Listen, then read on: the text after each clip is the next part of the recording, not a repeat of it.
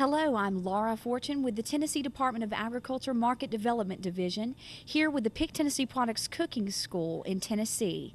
The Pick Tennessee Products website garners from 30 to 40,000 hits on average per month, and also garners around 100,000 hits per month in the fall agritourism.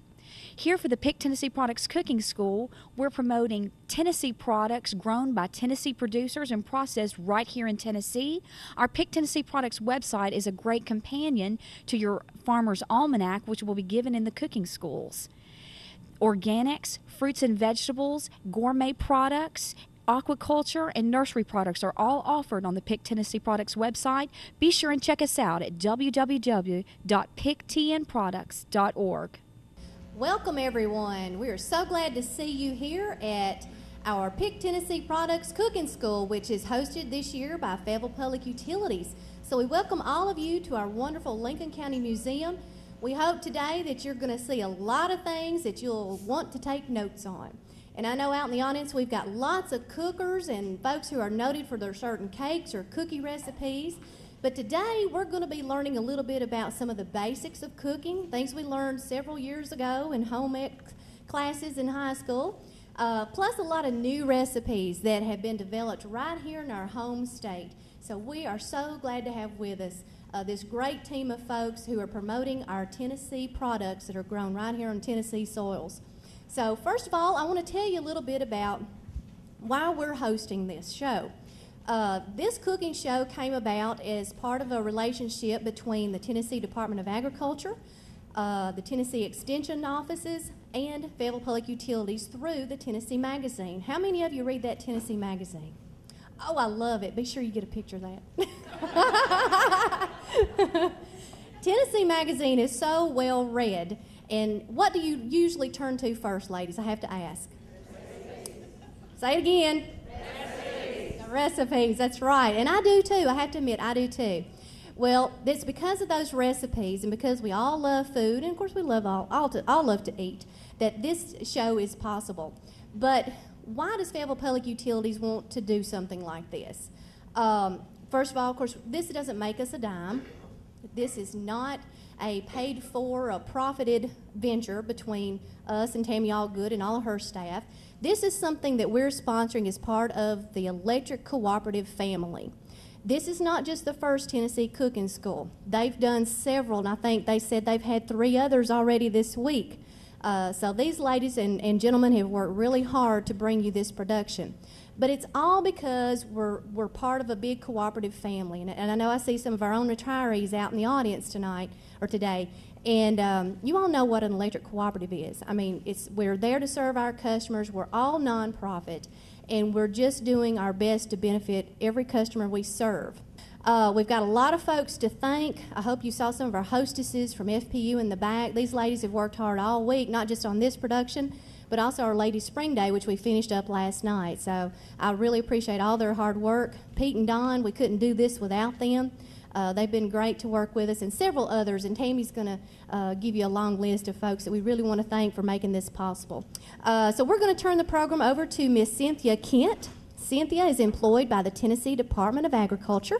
She's a lovely lady, and she has got it together today because she's been in control of our kitchen and work going on over there. So she's got, that's what we saw a lot of earlier. Come on up here, Cynthia, and tell us about today. Thank you so much for having us. This is a hard time in the show for me because I know that you all want to get to Tammy, but there are some things that need to be said before we begin, so please be patient. There is no need more urgent than to give thanks where it's due. And I thank you for coming.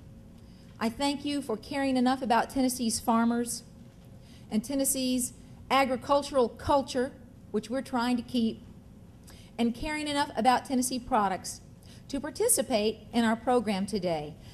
It means a lot to us, and if we all care enough, it'll mean a lot to Tennessee's farmers as well. I also want to thank the Tennessee farmers and the Tennessee food producers and food-related product manufacturers who donated all the products that we used that made this program so much more cost efficient You know, we run off taxpayer money, and we have to be very, very careful, even when we provide a service, that we do it the very best way possible. And I just don't think we could have done it without the generous donations of the folks I'm going to mention. And I'll talk more about them as we go on through the day. White Lily, who is still processing flour from wheat grown by Tennessee farmers and other southern farmers up in East Tennessee in the same building, the same way they did since 1845 when they started. They are still producing flour made from soft southern wheat. They provided all the flour that we used in our cooking schools. And as Gina mentioned, this is not the only cooking school we're doing. This is a project that's going to go statewide, and it was a lot of flour. Purity Dairy from right here in Middle Tennessee provided us all of the cream and the butter that we used, and we used a lot of that too, and it's really good. The Tennessee Valley Authority was kind enough to donate for our cause some cooktops, because you all have a wonderful facility, but not every co-op across the state has a facility that would make it feasible for us to do a cooking school. So they made sure we got the cooktops we needed so that wherever we went, we could provide a cooking school experience. Martha White, also a Tennessee tradition, we'll always feel close to Martha White, provided the pizza crust mixes that we are using in the school. And I had never used that before until the cooking schools, and I just bought 2 this week. I think you all probably will end up buying some too.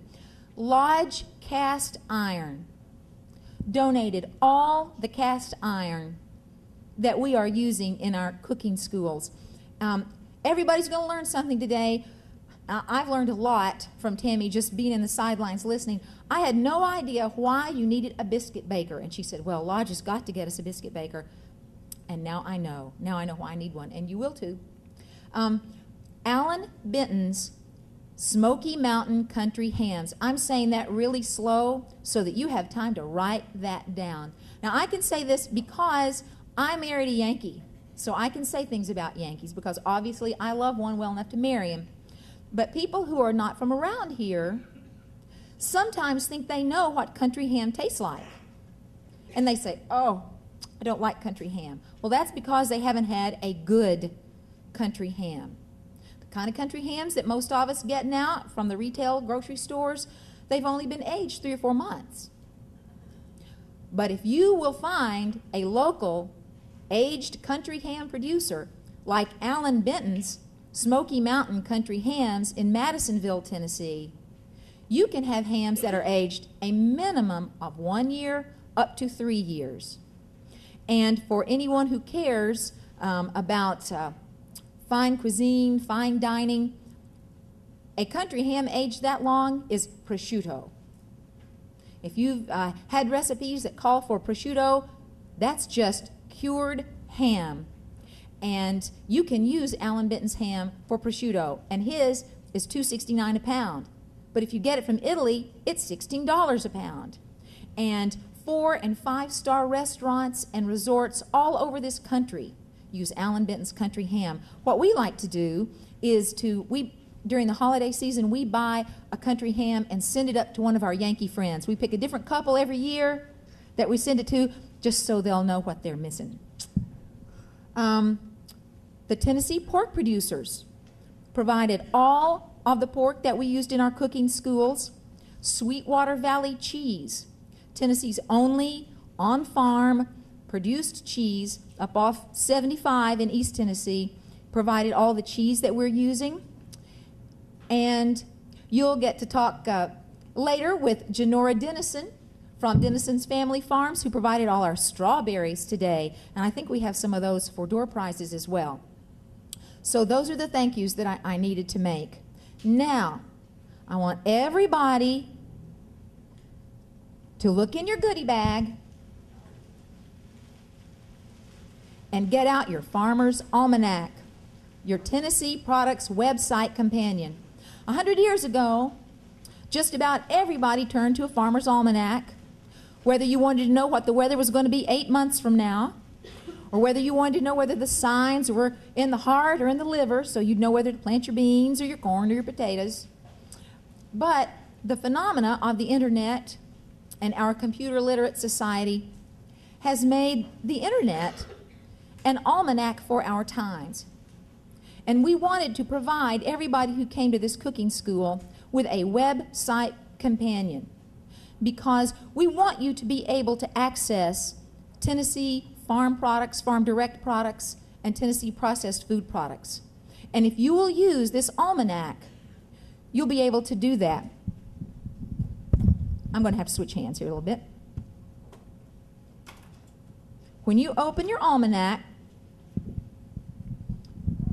right to the inside here, you will be able to read about all the programs that we offer through the Tennessee Department of Agriculture Market Development Division, and the programs that you can find and the products you can find on our website, which is www.picktnproducts.org. If you don't have a computer at home, you have some options. You can get your children to look this up for you, or your grandchildren to look this up for you, or just call us. Our number is 615-837-5160. And we can pull this information off and get it to you just as well.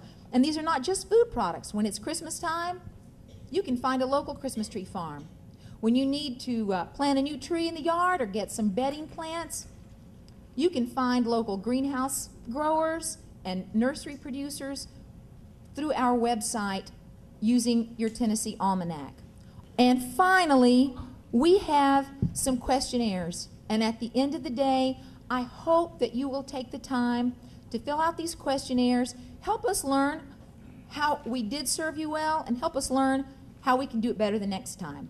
And having said that, I'm done. Thank you very much, and I want to present to you Ms. Tammy Allgood.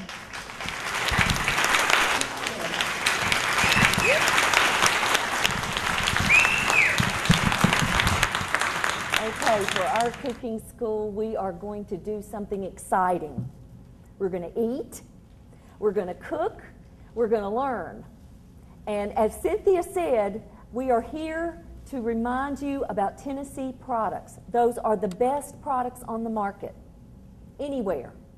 I've lived in Mississippi. I've lived in Alabama. I am not a Tennessean by birth, but I'm a Tennessean by choice. And the best products are right here. Whether it is a farm fresh product or a processed product, we have everything you need for your kitchen. So what we're going to do today is kind of get back to basics, and we're going to do 6 recipes for you, and they're all in your almanac. So you will get to taste these recipes and these wonderful Tennessee products that Cynthia was talking about. But first of all, I want to talk about just a couple of things that I call kitchen basics that we really need to concentrate on in the kitchen. And those are 2 very important items: pots and pans and knives. Now, I have been in a lot of kitchens, and I have seen a lot of people who truly believe that they own nice cookware, and they don't. And they truly think that they have really good knives, and they do not. And I started thinking about that, and I thought, you know, maybe nobody's ever told them what good pots and pans are. What's the criteria for that? What makes a good knife and what doesn't? So before we get started on any recipe, we're going to go over the cooking basics of pots and pans and knives. Now, Cynthia was talking to you about the Lodge cast iron, and cast iron is probably one of my favorite cooking vessels. I talk to a whole lot of young brides, and I get amazed that they do not want to use cast iron because they say it's too heavy. And what I try to tell them is that because it's so heavy, that's what makes it such a wonderful cooking vessel. Now, let's talk about cast iron. This is truly a Tennessee product from the Lodge.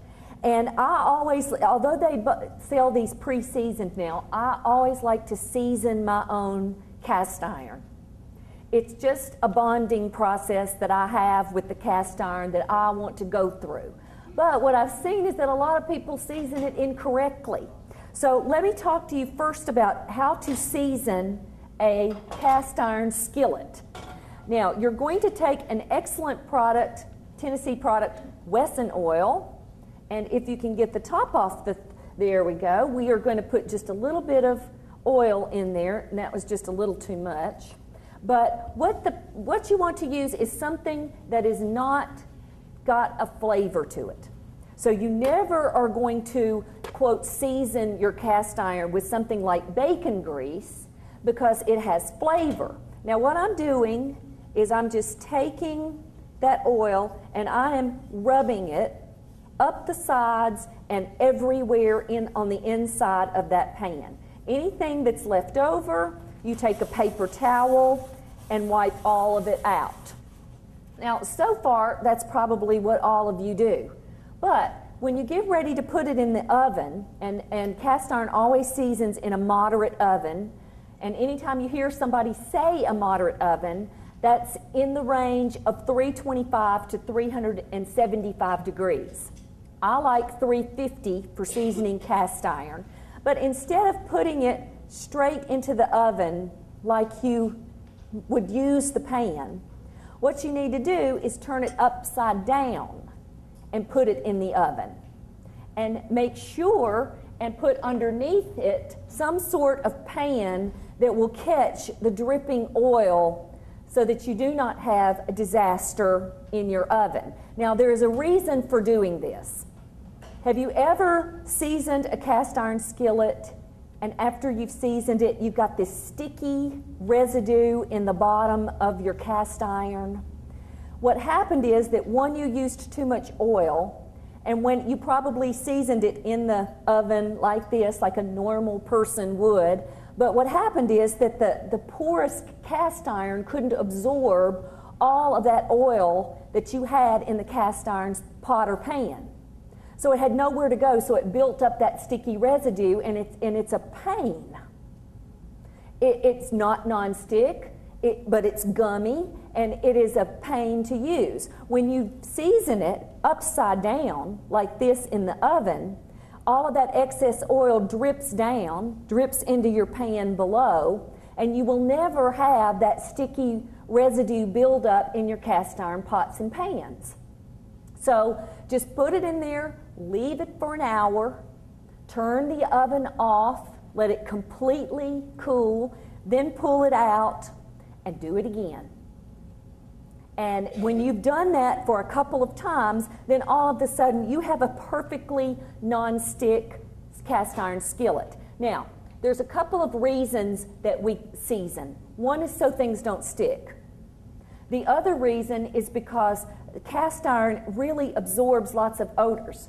That's the reason I told you not to use bacon grease or something flavored to season it, because it absorbs odors, and then everything that you cook in there starts to smell like that. Well, that's another reason why you season also the lid. It has nothing to do with being non-stick. It has everything to do with odor absorption, because when this lid is on this pan, it's absorbing odors. So all you have to do, and you only have to do the inside of the lid just one time, but do the same thing to the lid. Rub some oil there, put it upside down, just like you did with the pot in the stove, and let it season also one time, so that you are minimizing any kind of odor absorption from the lid. Then when you store it, I like to just put a paper towel in there and store it so that you absorb any moisture that might be in there, because a rusty piece of cast iron is not a fun thing to clean.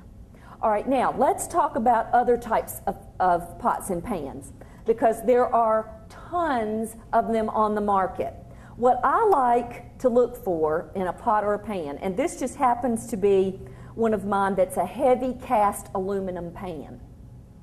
But one of the things that I think that people may make a mistake, they concentrate on the actual pot or pan, and they forget about a very important part of this, the handle. I don't give a flying flip about that if that is broken. If the handle doesn't hold up, I'm not using this ever again. So in a lot of ways, the handle is the most important part of a pot or pan. It needs to be as durable and heavy duty as the pot or pan is, because this is where everything's happening, where you're taking it and it's heavy. So instead of concentrating first on the inside of the actual material of the pot or pan, look at the handle. I do not want a plastic handle, because you know what? Sometimes I might take this to the oven.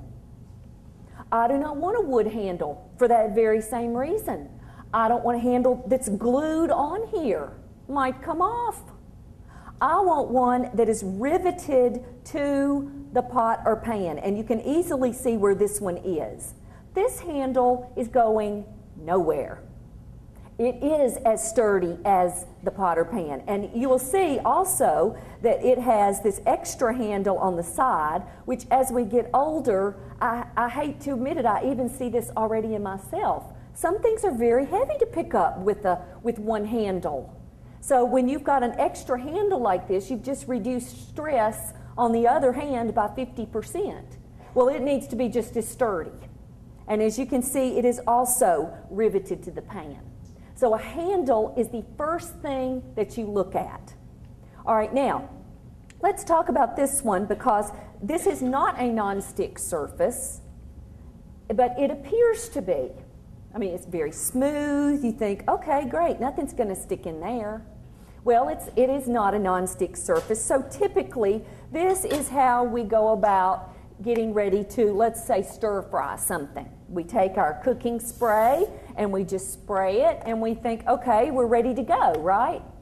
Well, have you ever sprayed something in a pan like this, then started frying, let's say, some sausage patties, and you go to shovel I say shovel, but flip the sausage patty and it's stuck, and you're like, okay, I sprayed that with cooking spray, or I used vegetable oil, what's the deal with this sticking? Well, the reason for that is, as smooth as this surface appears to be, it is not. There are millions and millions and millions of little microscopic divots all in this pan. You cannot feel it, you cannot see it, but they're there. And every pot or pan, in every single one of them, a Teflon type coating, a non-stick coating, fills in all those areas. But if you buy a pan that's non-stick, they're still there. So instead of just spraying it like I did and leaving it and then thinking you're ready to fry, what you need to do is use your hand again and rub the cooking oil or the cooking spray all in the pan. And guess what? That fills in all those little pits that are in the pan, and you have an instantly non-stick skillet. So all you got to do is rub it. Every time we fry or do something like that, you always start with a cold pan. The only exception to that is stir frying. Stir frying, you start with a hot pan. And let me show you what to do for stir frying. Let's pretend this is a wok, and we've gotten it hot over our gas flame. Instead, you're obviously not going to spray into there. Most of us probably take your oil and just pour it right in there and create something down in the bottom. Maybe you take your pot and try to do this and run the oil around. The easiest thing to do for a wok is to take your oil and instead of pouring it right in the middle, drizzle it right around the edge and let it just seep down into the bottom of the pan, and it's coating the pan as it goes down to the bottom. That's the easiest way to do a wok. All right, now, that's just quite enough about pots and pans. Let's talk about our other necessity, knives. Now, if you have no other knives in your kitchen, there are 3 necessities, and this first one that we have is the most important. A chef's knife. It's going to have an 8 to 10 inch blade. It's always very wide like this, so it's wonderful for clearing your knuckles as you're cutting. It is an absolutely indispensable knife. It makes mincemeat literally out of just about anything that you do in the kitchen. It's wonderful. Now, One of the things you want to look for in this is one that's comfortable in your hand. Okay? This one is very comfortable. Hold the knife when you go shopping for a knife.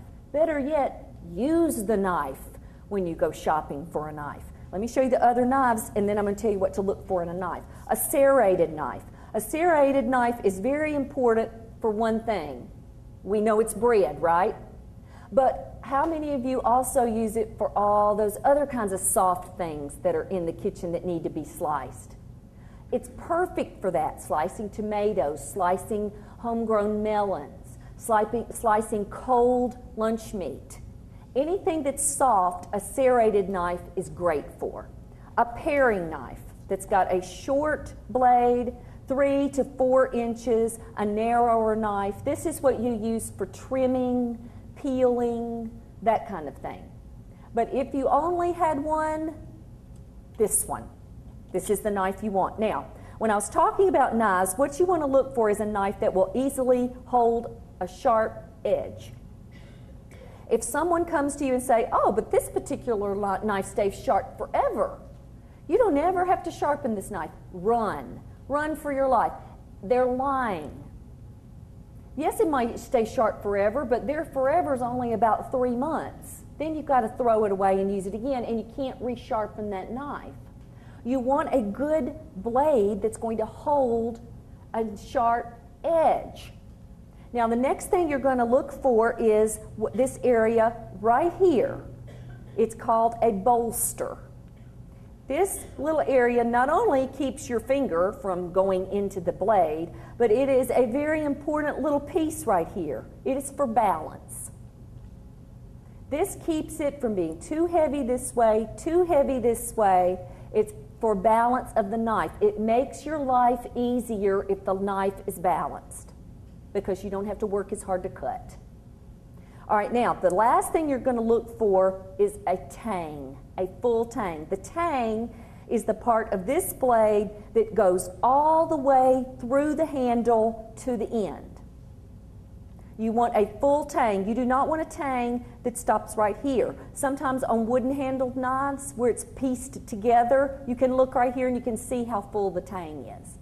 Now, you look at this one and you think, okay, I have no clue how to tell if this is a full tang or not. How would you tell? You have to ask. And they will tell you. If it's not a full tang, you're not buying. It's just that simple. Okay, now, let's talk about sharpening. A lot of people call this a sharpening steel. It is not. It is a steel. It will not sharpen your knives. It will maintain the sharpness of your knives. You are taking your knives to a professional to have them sharpened. My husband thought he was going to sharpen my knives one time. I almost killed him with them. You do not let them sharpen their knives. You take your knives to somebody that knows what they're doing and that can sharpen knives. Somebody that sharpens drill bits, a professional cook store, that's who sharpens your knives. I take mine once a year. When I go and visit my sister in Chicago, I'll leave all my knives there, and I just get them sharpened over the Thanksgiving holiday. Now, the reason I only have to have them sharpened once a year is because of this little number right here, and I use my knives all the time. Now, if you use your knives all the time, guess what else you're using all the time? The steel. Because every single time you pull this knife out to use it, you are going to use the steel. Now, here's how you use it, because I see a lot of it looks like a sword, and some people act like it's a sword, and they beat their knives to death with this thing, and you've seen them on television do this.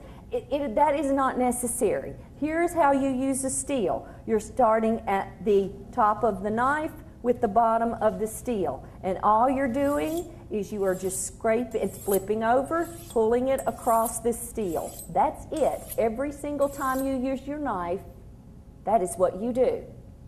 No matter which one it is. If I'm using this paring knife, I'm going to run it across there a couple of times, bottom to top, flip over. It is not a beating instrument. Okay? So remember to use this. If this comes out of the block, this does too. And it is very important to get a good steel. All right, so get the steel from the same place you get your knife. Okay, now let's talk about what we're going to cut on, because there has been so much confusion about cutting boards. Anybody ever been confused about cutting boards? You're like, okay, now I can't remember what they said. Did they say don't use this, or did they say use this? It gets confusing. Let's talk about cutting boards, and I've got some examples here. I don't have an example of one type that I absolutely refuse to buy, and that would be a glass cutting board. I can think of no better way to destroy a knife blade than to cut on glass. So if you've got one of those cutesy little glass cutting boards, throw it away. Serve cheese on it. Don't use it as a cutting board. Instead, you are going to purchase a couple of different types. These plastic cutting boards are absolutely wonderful. But for heaven's sakes, buy one that's worth 2 cents and that's not one of these little skinny little numbers like this one that's going to warp and is good for nothing. A skinny cutting board is not a good cutting board, okay? So goodbye to you. Get one that is thick. All right, now, this is what you cut on this. Raw meat. Raw meat is always cut on a plastic cutting board, and the reason for that is that this can go in the dishwasher. All right, now, so what does that mean? Everything else is cut on a wooden cutting board. Cooked meat, raw vegetables, everything else is cut on this. This one is maple, that's what I prefer, and it is heavy duty. Buy the best one you can find. It will be a little costly, but it is worth it. Now, you want to get one that is big enough that you can set it down in your sink like this. If this is too wide and you cannot get it in your sink, you're not going to get it washed properly. So make sure that the cutting boards you buy is big enough to go down in your sink like this, and make sure it's big. Get a big one. You want a big cutting board, plenty of cutting surface. Now, I particularly like this one for a couple of reasons. One, it's got this wonderful juice tray around it. So when you start cutting something, let's say a roast, and it starts to seep, the juice has somewhere to go, versus using a cutting board that's perfectly flat like this one. Where does all the juice go? Right on your counter, underneath the cutting board, something else to clean. So a one with a nice little tray to catch juice is an absolute wonder. Now, I also like this one because on the flip side, it's got a little cutout in here so that if you are roasting a chicken, roasting a turkey, it's not wobbling around on the cutting board when you're trying to carve it. It fits right down in there, holds it nice and snug, and you can cut it in a flash. It is wonderful. Also, if you can find one like this one has these wonderful little finger divots on the side. Because, you know, picking this stuff up can be painful sometimes and hard to get a hold of. So what's nice about this is you can put these little finger divots, make it so that it's very easy to pick up and move around. Now, the good thing about this board is that it's very durable, going to last forever, but you don't put it in the dishwasher. You wash it by hand down in your sink, hot soapy water very quickly. Let it dry it immediately. It is never soaking in water. It is never not dried. You dry it immediately. It is not stored near your stove, and it is not stored near your dishwasher because that heat will make it warp and crack. Now, the only thing you've got to do to care for this is use a little bit of food-safe mineral oil, okay? You will need to make sure and look that it says food-safe mineral oil. Any good cook store will have this.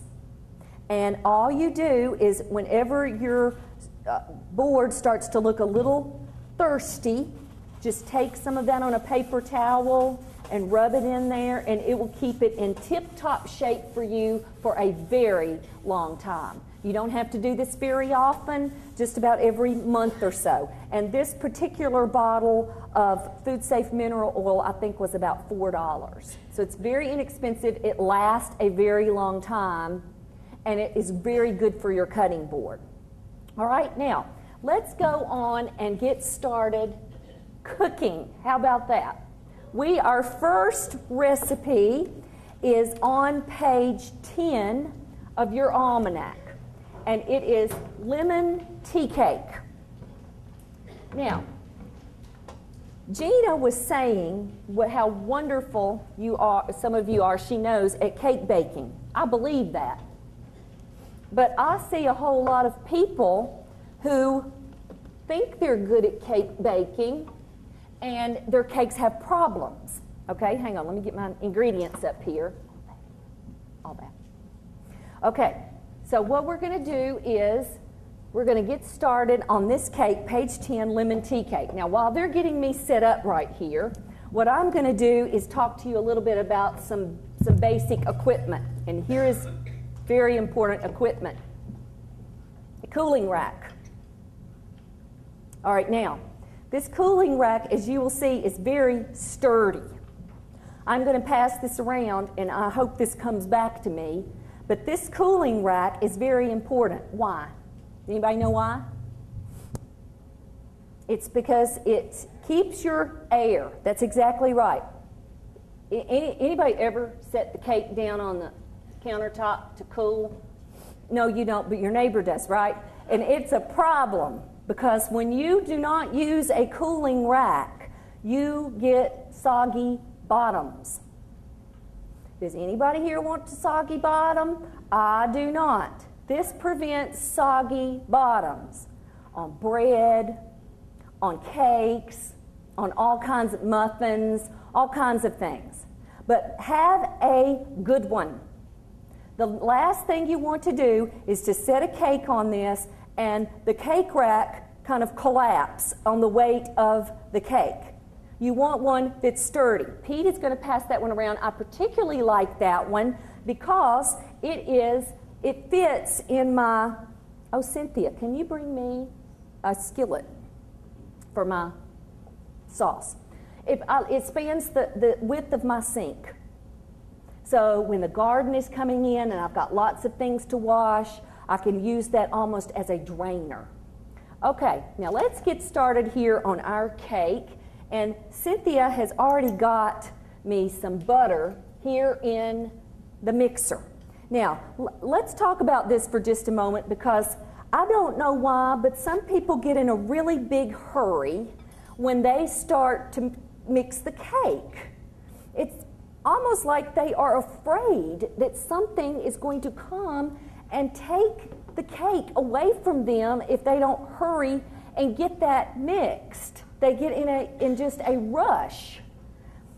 We are not in a rush, people. We are not there. What we're going to do is cream the butter and sugar first. Now, my friend Annette in school always drove me crazy, and the teacher too, I might add, because here is how she started anything she did, anything she mixed. You ready?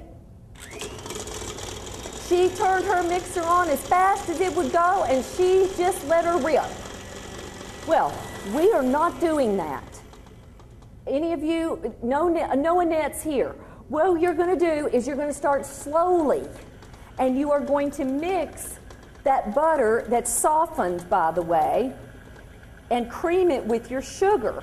Now, the reason you want to completely cream this is that you want that butter to surround every single granule of sugar. You want to coat that sugar with butter. Now, and if you don't spend time on this process doing that, oh, that's perfect, Cynthia, thank you. If you don't spend time doing that, you're going to have a grainy mixture and a gritty batter that could separate versus one that's a creamy texture that will not separate. So this is a very important step to cream these two items together and to cream them sufficiently.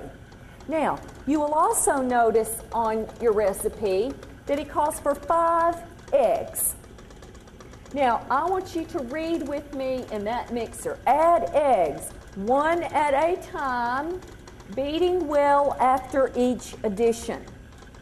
Okay, how many of you get in a hurry when it comes to that part right there? And you just start, oh well, and you dump one in, and you think, okay, that looks like it's mixed, and you dump another one in, and you do not allow time for that egg to completely mix in with that creamed mixture. And then I know none of you break these right over into that, do you?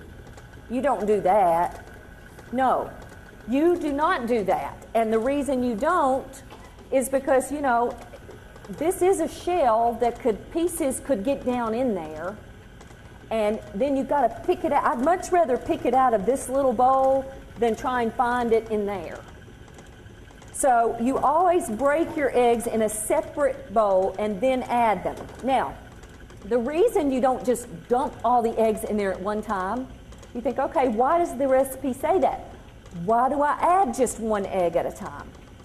The reason you do that is because this is a lot of liquid. 5 eggs is a lot of liquid to be adding to this. And if you add all that liquid at one time, what happens is the sugar and the butter creamed mixture almost goes into a panic. It can't incorporate all of that liquid into itself that quickly. So it just kind of gets real runny, and it won't keep beating it in together. And you've got a problem with your batter right from the very beginning. So when the recipe says something, it's not in there to torture you, drive you crazy. It is in there for a reason. And that reason is for this batter to turn out perfectly. Okay, now, what we're going to do is we're going to get our tea going. All right, now, in our tea, oh, I don't want it on that. Oh, I don't want, where is that? Can you see my flame? Oh, it's right there. Right there. Can you see it? You want it over this one? Okay. Cutie Pie does not want Dawn here does not want me to do what I want to do. Are we going to allow that? Just this once? Okay. Can you see it? No. Can you see it? There we go. Is this one all right? He's just going to humor me now. Okay, here's what we're going to do. Oh, we're still mixing. See how long this is taking? I'm telling you people, work with me here. I'm trying to help you. All right, now we're going to add sugar, tea, and lemon juice into this pan, and we're going to start it cooking. And you're like, okay, well, great. What does that do? Well, after our cake comes out of the oven, which they will be bringing me in just a bit, we've already got one in the oven, we are going to infuse this cake with this tea mixture. And we're going to make it wonderfully moist when we do that. Now, when we make tea, we are all Southerners, so we know how to make tea, right? Tea is sweetened when it's made. Because who drinks brown water? Not me. So you're going to sweeten your tea when you make it. So when you make it, and have you ever poured the boiling water in and you didn't stir the sugar? And you would think that the boiling water would dissolve all of that sugar, but it doesn't. If you don't stir it, you've got a hunk of sugar left in the bottom of your pitcher. Sugar needs agitation or stirring in order to dissolve. So instead of just dumping it in here and thinking, okay, well, I've got this cake to mix. I'm just going to let that do its thing. It'll come to a boil. It'll be fine. Well, yeah, it will be. But what we want to do is stir that so that the sugar completely dissolves and that this tea mixture comes to a boil for 5 minutes, and it's going to make a syrup. Now, when I say syrup, most Southerners think thick. You're just going to do this for 5 minutes. It is not going to be thick like we normally think of with syrup. In fact, this is the consistency of it right here after it's already made. Okay, can you see that? It is not thick like we think of with syrup. but it's thicker than it would be when we first mixed it up. Okay, 5 minutes is all. Follow the recipe. All right, now we're adding our last egg into that, and then I'm going to cut that little noisy thing off and let the girls finish this up for you in the back. Now, we are supposed, oh, here's our flour. We've got flour here. We've got our dry ingredients. Okay, pipe down. We've got our dry ingredients that we're going to add together here. Let me talk to you about these dry ingredients and why we do this. Oh, before I do that, did you notice this wonderful spatula that I'm using for this? These are these heat-resistant spatulas that are absolutely divine. If you don't have one, get one. They are wonderful. You could stir lava with this if you had to. It is wonderful. They're usually color-coded like this versus this so that you can easily spot them in your drawer and know which ones are heat-resistant. They are wonderful. And they're not that expensive either. Okay, now, if you'll notice on this recipe, it says to mix your dry ingredients separate from this. Now, let's talk about why you do that. We've got our white lily flour, and we're going to add some salt, some baking soda, and some cream of tartar. Now, what is cream of tartar? Cream of tartar is this wonderful acid that, oh, thank you, you're an honest people, wonderful, excellent. Did y'all see how sturdy that is when it was passed around? It is a wonderful cooling rack. Cream of tartar is the substance that is formed on the inside of wine barrels as wine is being made. It's a crystal. It's an acid. So they chip it all off and they grind it all up, and that is cream of tartar. It is an acid. When you mix, like we have done in this recipe, an acid, cream of tartar, with baking soda, it becomes a leavener, which makes your cake rise. Baking soda doesn't do it alone. Cream of tartar doesn't do it alone. The two of those mixed together do it. So the baking soda has to be in the presence of an acid to become a leavener. Perhaps sometimes your acid is buttermilk. Perhaps sometimes the acid that's in your cake is sour cream. Perhaps sometimes the acid that's in your cake is vinegar. But for baking soda to be a leavener, it is always with an acid. Now, the reason that you do this separately and don't add it all in one big pan and mix it all together really quick like a net is that when baking soda and cream of tartar get wet, they start releasing CO2 bubbles, which makes your cake rise. So that's the reason you mix the dry separately and then mix it with the creamed, because when this gets wet, it starts going to town. And that's the reason you can't mix up a cake this afternoon and put it in the oven tomorrow morning, because all the CO2 bubbles have pooped themselves out by then. So that's the reason why you mix and then you go straight to the oven. All right, now, oh good, we're boiling. All right, now, here's what we're going to talk about next. We've got a zester. We've got lemon zest in this, and the girls will finish this up for me, but I want you to see this lemon zest. It's very threadish, very little, skinny. This is a wonderful thing. Zest works like an extract, but it's a solid form of an extract. So it doesn't add extra liquid to the ingredient. It's dry, of course. So it adds a flavor punch without having to add a lot of liquid. So I'm not having to add a lot of lemon juice. I'm using the zest as that instead. Okay, now, to do zest, let me pull this over here. To do zest, what you're going to do, I'm going to move some of this stuff out of my way. Oh, that is doing wonderful. This cooktop, y'all do not know how lucky y'all are to have such handy people here at your electric co-op. They are divine. You're going to use a zester. This is a zester.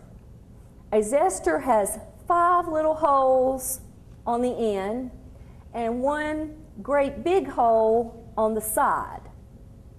Now to zest, if you were to use this side piece, you were going to have this zest that's great, big, and thick. This is what you would use in floating in lemonade, iced tea, that kind of thing, because it makes really big, thick pieces of lemon. Now, what we're using in this recipe are the 5-end little cutters, because we want it to be very thread-like. See the difference there? We're going to go just down to the white. If you get past the white, it's very bitter. So you never, ever, ever throw away an orange rind, lemon rind, tangerine rind, any sort of citrus rind, because all of this stuff right here that we just zested can be frozen. So you have got zest at any time. It just goes in a Zip-Top bag and it's ready to go. Now, I'm also going to pass around this zester for you to look at. There's some out there that do not have this side hole. Don't get that. Get the one with both holes on it, okay? All right, we'll pass that around. All right, now let's talk about lemon extract, because lemon extract is also in this recipe. Lemon extract, or any sort of extract, will always be in a dark bottle. Every single time. So those of you who make your own extracts and put them in those really clear decorative bottles, shame on you. Because extracts are like vampires. They do not like light. They like the dark. So this is why you will always see them in dark bottles. This is why you never store them in a sunny area of your kitchen. And it is another reason is that you never do this. You never open it up, leave it there, and go about your merry way finishing the cake, because this will evaporate quickly. So as soon as you use it, you tightly close it, and it goes in your dark pantry. All right, now, there's a cake coming. I just know it's coming. And my friend Cynthia is here. Cynthia, how did you know we were ready for you? How could you possibly have known that? I just know. You're so wonderful. Cynthia made this. Do you think she's proud of it? I'm very proud of it for you, Cynthia. This is only how many cakes you've made? A lot. She has. She's our official cake baker.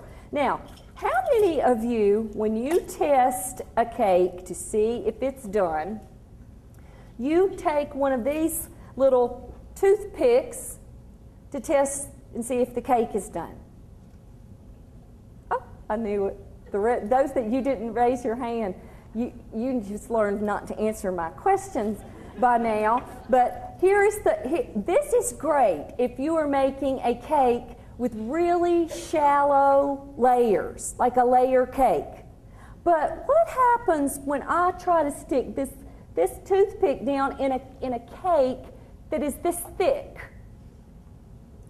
Somebody gets a good little bit of fiber there. Okay, wait, there it comes. I'm getting it out.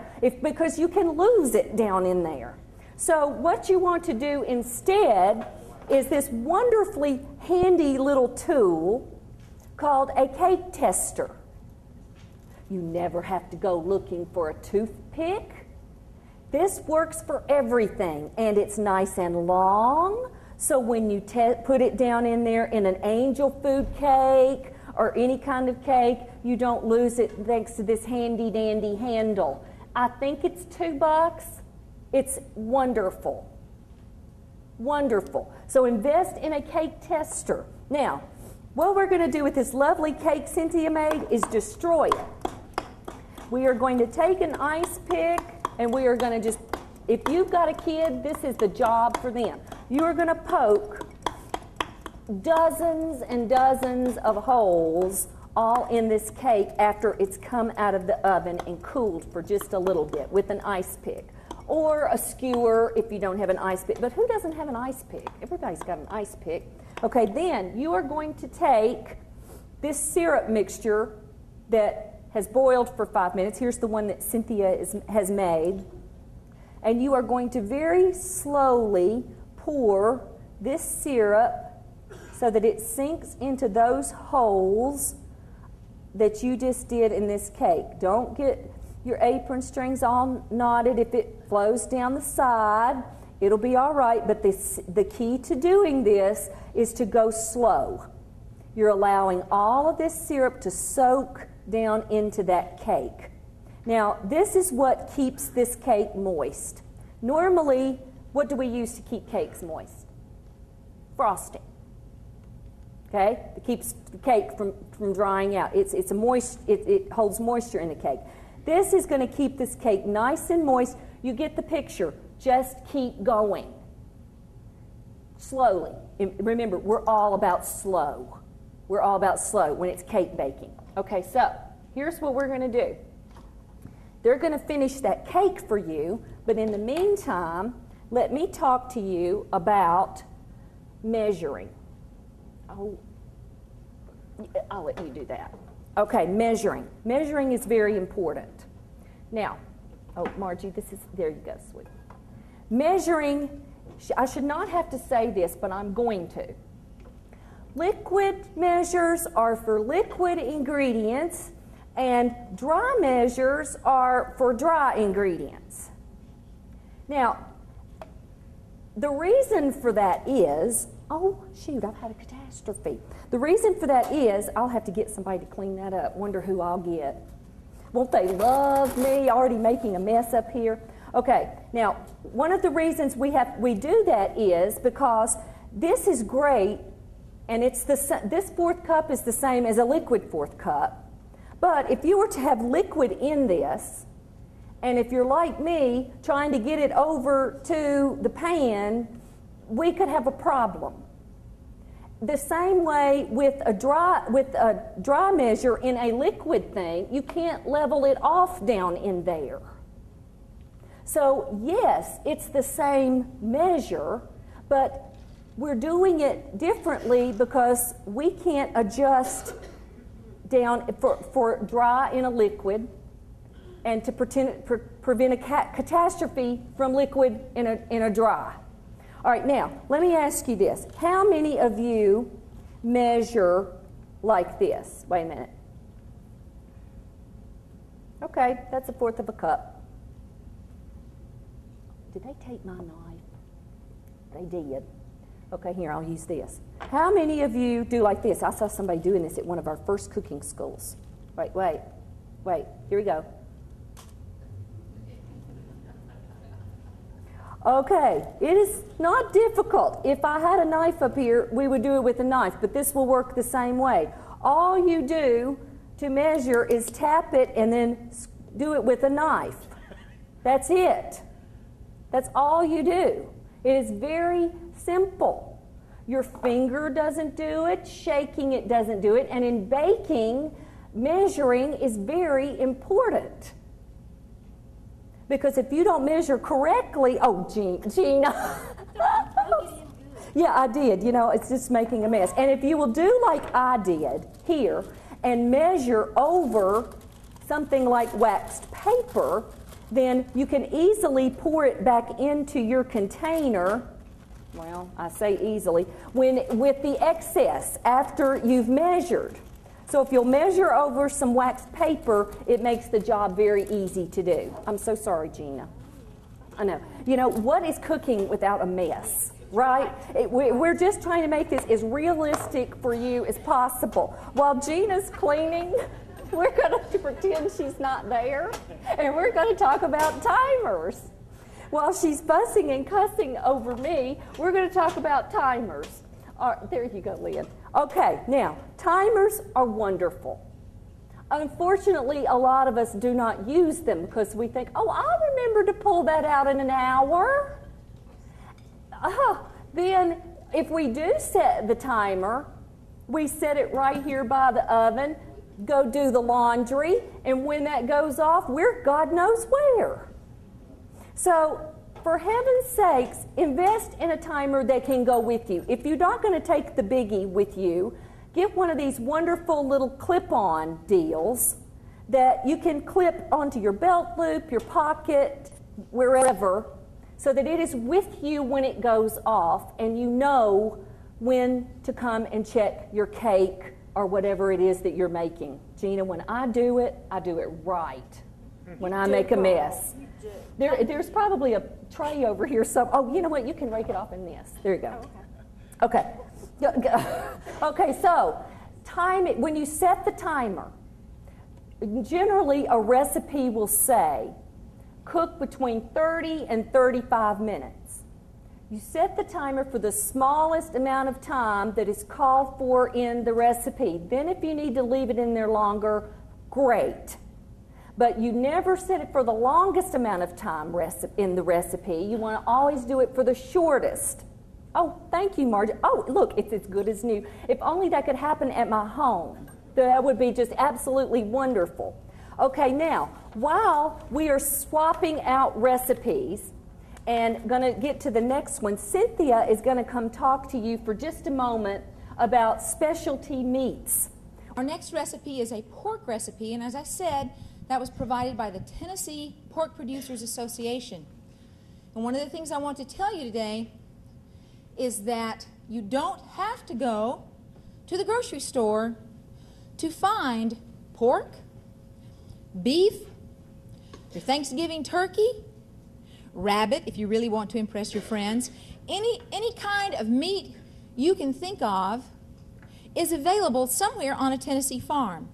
And the way to find a local meat producer is to go to that almanac and go to the internet at www.picktnproducts.org or call our number 615-837-5160 and find some farm fresh meats.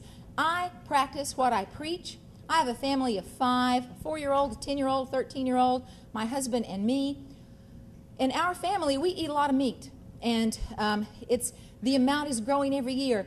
Economically, it makes great sense for us to buy whole beef, and that's what we do. Louis Langell is a farmer up in Eagleville who provides our beef to us every year. We like Jersey because that meat's very sweet, and we like the smaller portions, and so we buy whole beef. And if you don't need that much, you can talk to a farmer or you can call a USDA inspected meat processor and find out what's possible as far as providing half a beef or a part of a beef. We also, at my home, buy a couple of lambs every year. We like to buy from 4-H'ers. You can always call your University of Tennessee Agricultural Extension Service agent, and he or she will certainly be able to put you in touch with a 4-H'er who has some lambs to sell, or a sheep producer who produces 4-H'ers. They're delicious. But I want you to think about that. It makes great economic sense.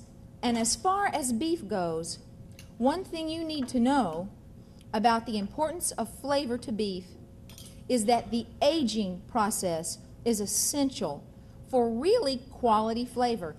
And the meat that you buy at the grocery store is not aged. This is a choice that you get when you buy meat straight from the farm. When we get our beef and it's delivered to the USDA inspected meat processing place by our farmer, we can say to the processor, we'd like that meat aged 14 days or 21 days or till it's almost funky. And that's the way my husband likes it. But that's a choice you have. You can also choose how thick you want your steaks. These are all choices that you can make. And we live in a day when people are very interested in knowing where does that beef come from? Where does my food come from? Who makes it? What's in it? How is it raised? And this is something that when you choose farm fresh meats, those are things that you can control. And please feel free to go to our website or call our office and have us download some information for you. There's a lot to learn about farm fresh meats, a lot of choices out there for you.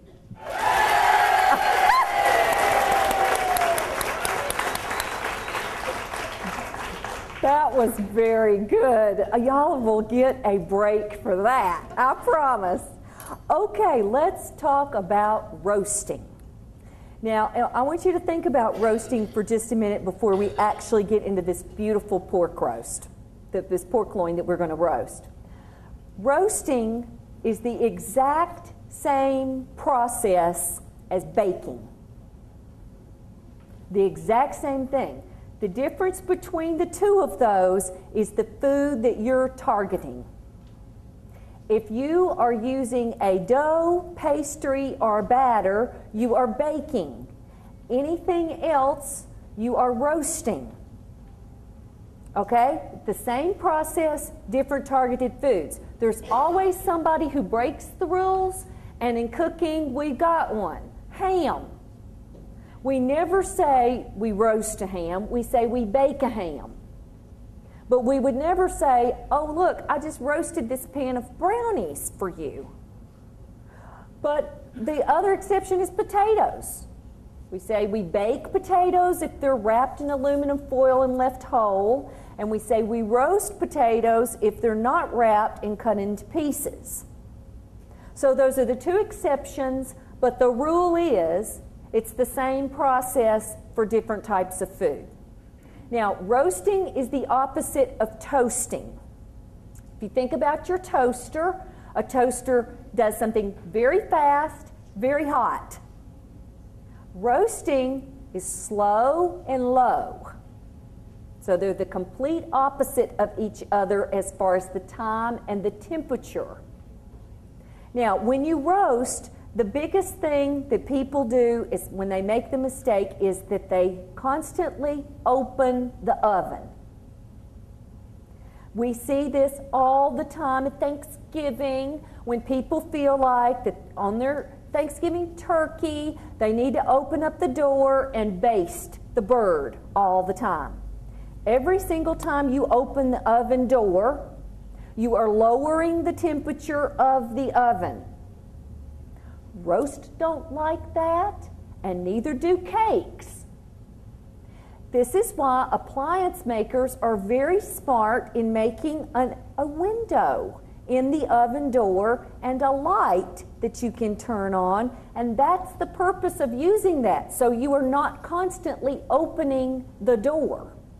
So when you get this darling ready for the oven, you are done until the meat thermometer says to take it out. You are not going to open that door. You're not going to do anything to change the temperature. It likes a constant temperature. Now, what we're going to do with this particular pork loin is we're going to dry rub it first. So what I've got here, and I'm just going to mix all of this together. I'm going to use this big bowl, even though it's too big. We're going to use this pepper, cumin, coriander. Both of those are ancient spices that are relatives of parsley, actually. They're both from the Mediterranean. We've both had them since Old Testament times. They're absolutely wonderful. Then we're going to add some sugar and sea salt. Now, sea salt is simply evaporated seawater. That's all it is. It comes from a completely different source than iodized salt or kosher salt, which are mined from dried up salt lakes. Sea salt is seawater that you take and you let it evaporate and you have sea salt. Okay, it's a little more expensive than regular salt. Okay, we're going to take this dry rub and I'm going to sprinkle half of it on this side, and it is a dry rub, so it's dry, we rub. Then you're going to flip it over and you're going to pour the other half on that side. Get out. And you're going to rub that in. And then you're going to put this in the cover it, put it in the refrigerator, and let it sit overnight. Okay? All right. Now, here's one that Margie has already done that to. She has already dry rubbed it and let it soak overnight. All right, now, what we're going to do with this now is get it truly ready for the oven. So we are going to take some cooking twine, and we are going to tie this so that it stays nice and together, and it doesn't kind of, what I call, splay out. It kind of stays nice and tight together. Now, a lot of people get cooking twine confused with bamboo skewers, and they think that they need to soak the cooking twine before they use it so that it won't burn in the oven. That's not true. You do not have to soak cooking twine before you use it. Now, what I'm going to do next is I'm going to take some of our Benton's Country smoked bacon, and can you smell that? You people in the front row, this is the best bacon. And we're just going to take this and we're going to wrap it in between the cooking twine, and we're going to tuck the little ends underneath here. Now, don't you know that's going to be good?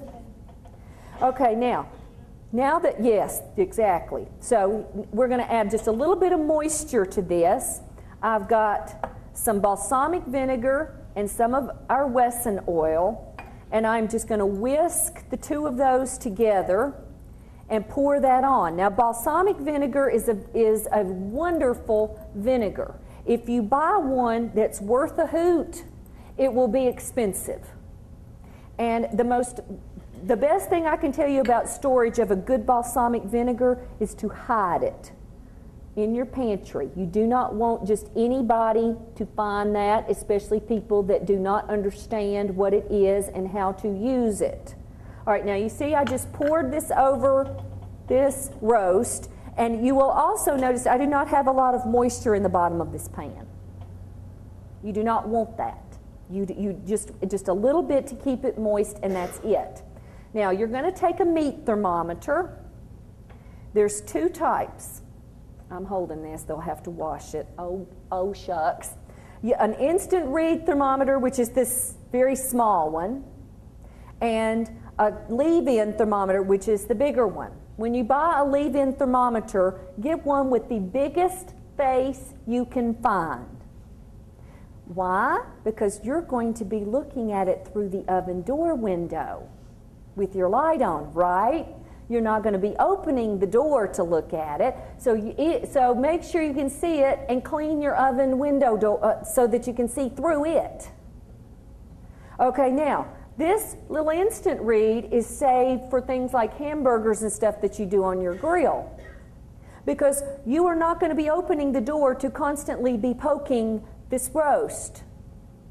You're going to leave the door closed.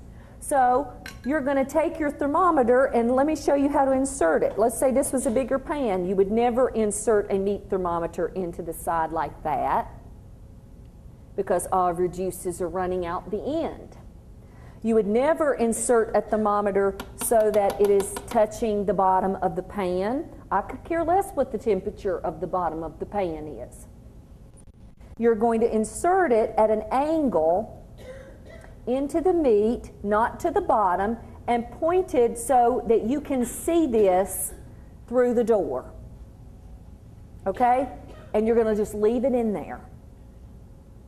Now, when you start to roast this, you are leaving it alone. That's when you can go and do laundry, anything that you want to do. But to make sure that your oven is at the proper temperature, you're going to need an oven thermometer. Just because your oven dial says it's 350 degrees doesn't mean that it is 350 degrees. So what you need to do is invest in one of these. Again, one that's big. You can either clip it onto your rack, which is what I would suggest to do, or you can sit it on the rack. But if you sit it on the rack, you know what's going to happen. It's going to get shoved, knocked over. If you just clip it onto your oven rack and leave it in there, you can always kind of adjust your oven manually. Okay? So just invest in one of these. I do not know why oven makers do not give you one of these when you buy an oven. They should. If I were an appliance person, that's one of the things that I would do. So this is what you're doing. You're leaving it in here to the proper temperature, and then you're going to pull it out, and guess what? It's not finished yet. Just because it's out of the oven doesn't mean the cooking is over. Resting is very important for roasting. So roasting and resting go together. 10 minutes. That's the same rule for your Thanksgiving turkey as well. Always rest after you roast. All right, now, that is a very easy recipe. I mean, you can see how simple that is. And the combination of all those spices and things make it absolutely divine. Okay, thank you, Margie. Margie's our roast baker. She does a very good job with that. Okay, now, what we're going to do next is, oh, did I tell you what page that was on? It's on page 12 of your almanac, that perfectly roasted pork loin. Oh, yeah. Oh, thank you, Margie. Margie just reminded me of something. When you roast, obviously and this one I brought back because you can see it a little more clearly than the other one. When you have a fat side of a roast, like this one does, the fat side is always up, okay? Now, there's a reason for that, and it almost works like that useless basting brush that you have for your turkey that you're not going to use anymore. It almost serves as a basting mechanism for this roast. All right, so the fat in this is what keeps this nice and moist. So you want it on the top so that as it cooks, it browns first and almost works as a baster for this whole roast. Now, your mother and grandmother probably never used an a meat thermometer, did they? No. And it was because the meat was very different back then. It was a fatter meat. We have now got a society that wants meat that's nice and lean. So we don't have the fat content in our meat that our grandmothers had. So if we roasted by sight or smell, we would have a bone-dry piece of jerky to eat for dinner rather than a nice moist roast. Plus, I don't know about your grandmother, but mine put a gravy or a sauce on everything. And if you do that, you can cover up a multitude of sins. We don't typically serve a gravy or a sauce with everything now. So we expect the meat to taste good on its own. So that's the reason why we use a thermometer now. It's a different type of meat than we had in grandmother's day, and it's cooking differently. The leaner that it is, the more you have to pay attention to the cooking. I had a lady call me one time that bought some practically fat-free hamburger meat. And she kept saying she's so worried because the hamburger meat wouldn't brown. And I was like, of course it won't brown. There's no fat in it. Fat is what makes things brown. Of course it's gray. So fat is in there for a purpose, and it browns beautifully. And you want a nice brown top over the top of that roast. Now, a general rule of thumb as far as that goes is that the larger the roast, the lower the temperature. We were talking about a moderate temperature, 325 to 375 degrees. If you've got a really big roast, it's going to go at the low end of that scale. Because remember, you want it to cook nice and evenly. You don't want it to brown on the top and still be raw in the middle. You want it even cooking there. So a general rule of thumb, the larger the roast, the lower the temperature. All right, now, our next recipe is page 8 of your almanac, and it is rosemary cream biscuits. Now, what we're going to do with this recipe is let's talk a little bit about an ingredient here while Sheila gets me all ready. How many of you use baking powder? A lot. How many use baking powder? A lot. A couple. Most of us use baking powder very little because we bake with it, what, Christmas? Then this can sits in our pantry the rest of the year. I have said for years that I do not understand why we cannot make a small can of baking powder. Why does it have to be in a big can like this? Why can't it be a fourth of that size? Yeah. Well, nobody pays any attention to me. Nobody's done that yet, but I will continue to preach that sermon. So when you have this big can of baking powder, let me show you how to test it to see if since it's been sitting on your pantry shelf this long, if it's still good. Okay, you're going to take some hot water, all right, and you're going to take a teaspoon of your baking powder and just drop it in, okay? All right, see how it's starting to bubble? I've not even stirred it, and it's just kind of bubbling and doing its thing. If it does that, it's still good. If you put it in there and you see none of these bubbles, no action going on, it's going in the trash because it is powerless in your recipe. You can do this exact same test with baking soda, but you're not going to use water. If you will remember me telling you, baking soda reacts with what? An acid. So instead of testing it in warm water, you will test it in either some warm vinegar, some warm lemon juice, something that's acid. And if it doesn't do the same thing, it is all of a sudden your refrigerator deodorizer. And you will be using something else for that. Okay? All right, now, let's talk about biscuit baking because we Southerners are famous for biscuits, right? We love biscuits. All right, now, what I'm going to do with this, and I'm going to turn this way for this. Let's talk about how we're going to roll these out. This is a pastry cloth. All right, a pastry cloth is a wonderful invention because when you're rolling out biscuit dough, it in essence works as a flour magnet. Okay, you just take some flour, sprinkle it on this, rub it in if you want to, and all this extra flour stays in the pastry cloth rather than being worked into your dough. Because I know you people don't roll it out on your countertop. Because if you do, and you sprinkle some flour on this, where's all that flour going? Back into your dough. And what does that do to your dough? Toughens it. So this is the reason the countertop or the cutting board is not the place to roll out dough, unless you just like tough biscuits. And if you do, fine. But most of us like tender, flaky biscuits.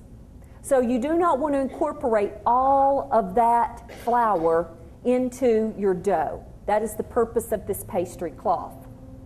All right, now, let's get our little mixing starting here because basically it's the same process as that cake. And wonderful, I might add, because we just kind of make a well in the center, add our dry ingredients, which in this case is sugar, salt, some snipped rosemary, and that's not very much because, you know, that's a wicked herb. You use too much of that, you will hate this recipe because it gets overpowering so quickly. It gets soapy, perfumey. It's just a very strong herb. If you will remember, rosemary is the herb of remembrance.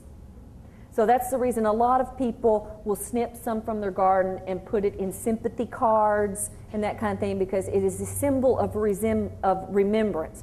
You will really remember it if you put too much of that herb in this recipe because you will hate it. My husband hates rosemary, and every time we walk by it in the garden, he smells it. He's like, whoo! Now, I use it in this recipe, and he doesn't know it. You don't have to tell them everything. Okay, then we're going to add some baking powder to this, like we just tested.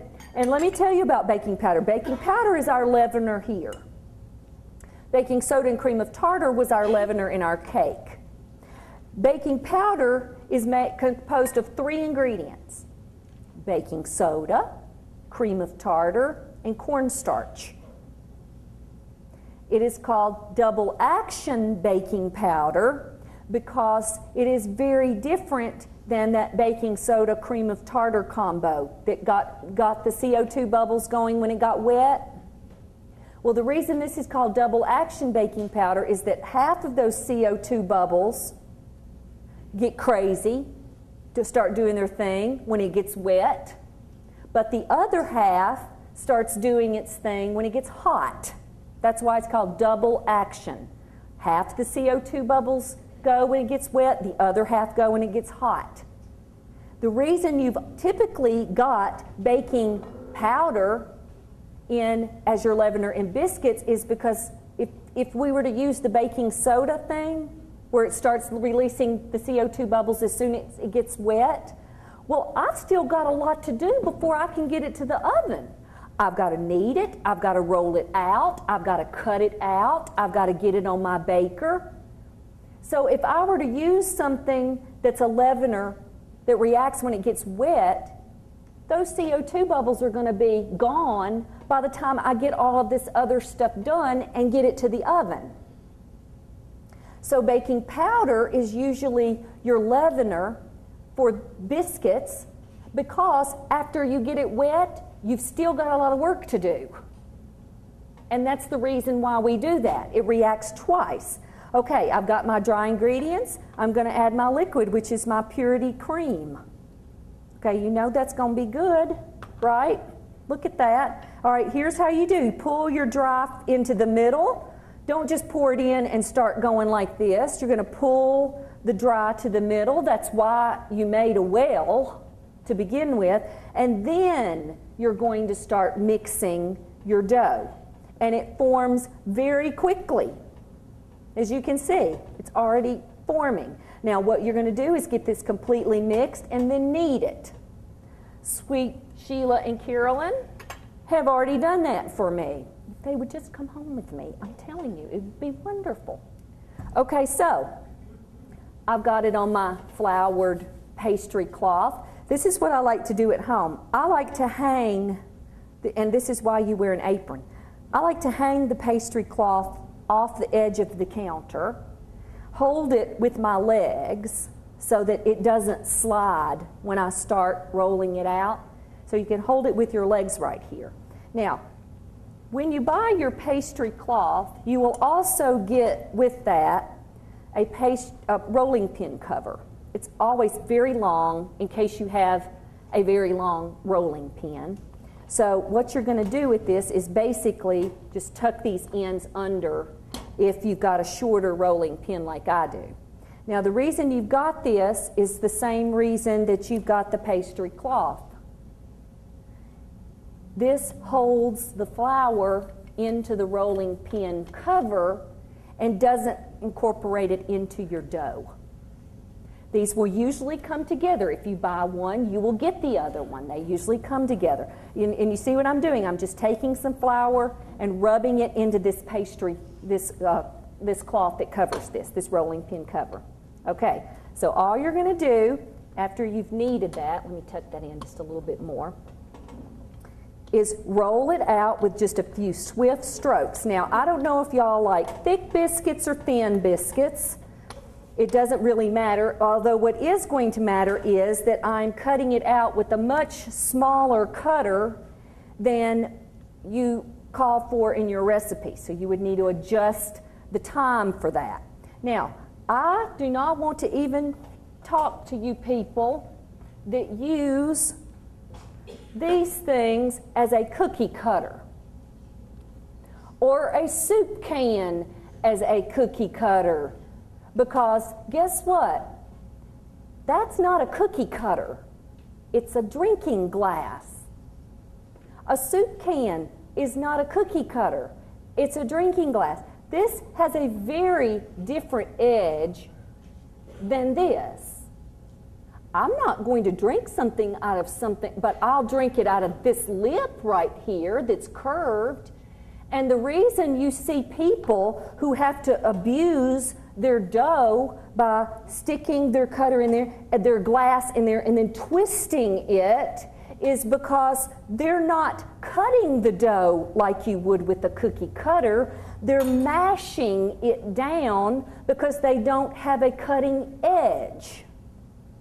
So for the love of food, buy a $1 cookie cutter to use for cutting. You do not have to twist when you do that because you are using the proper edge for cutting.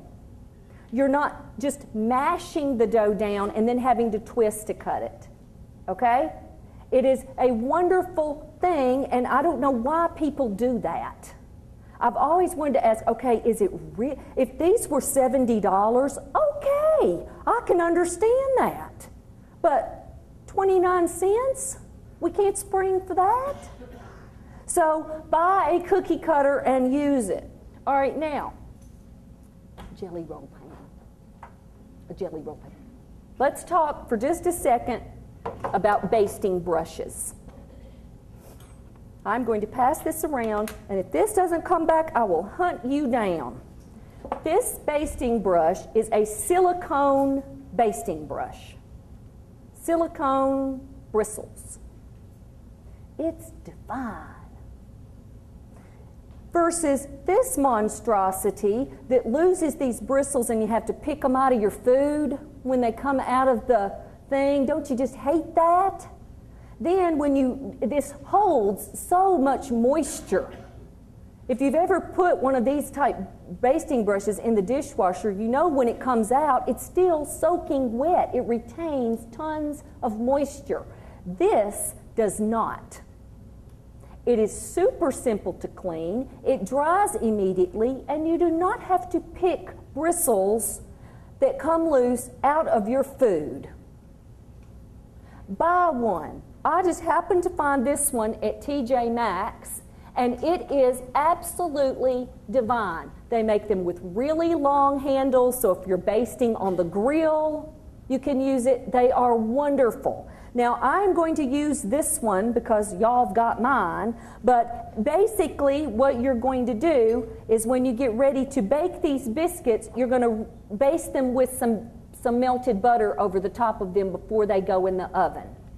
Now, your oven rack for baking biscuits needs to be in the middle of the oven, okay?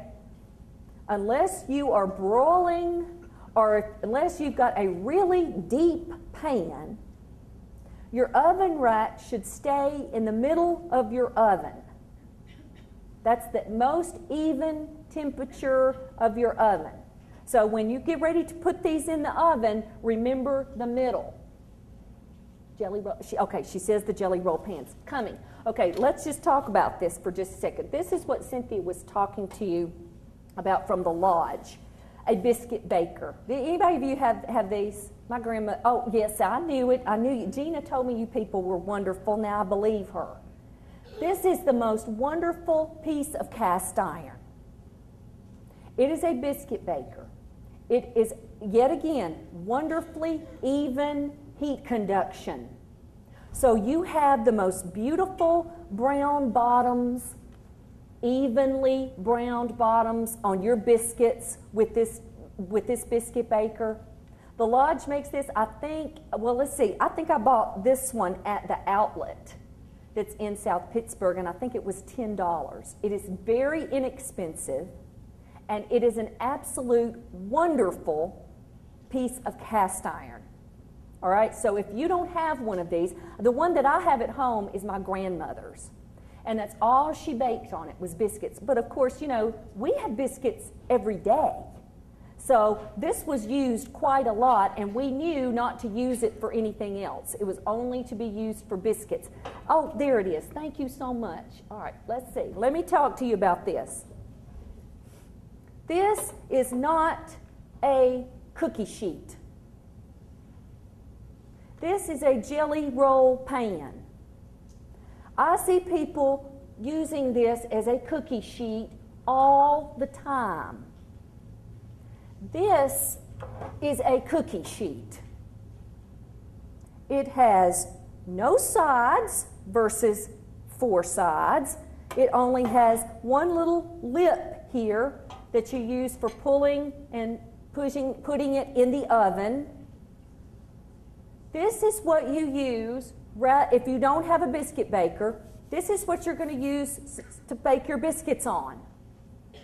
not a jelly roll pan. A jelly roll pan is for jelly rolls or for catching drips from your cast iron, that kind of thing.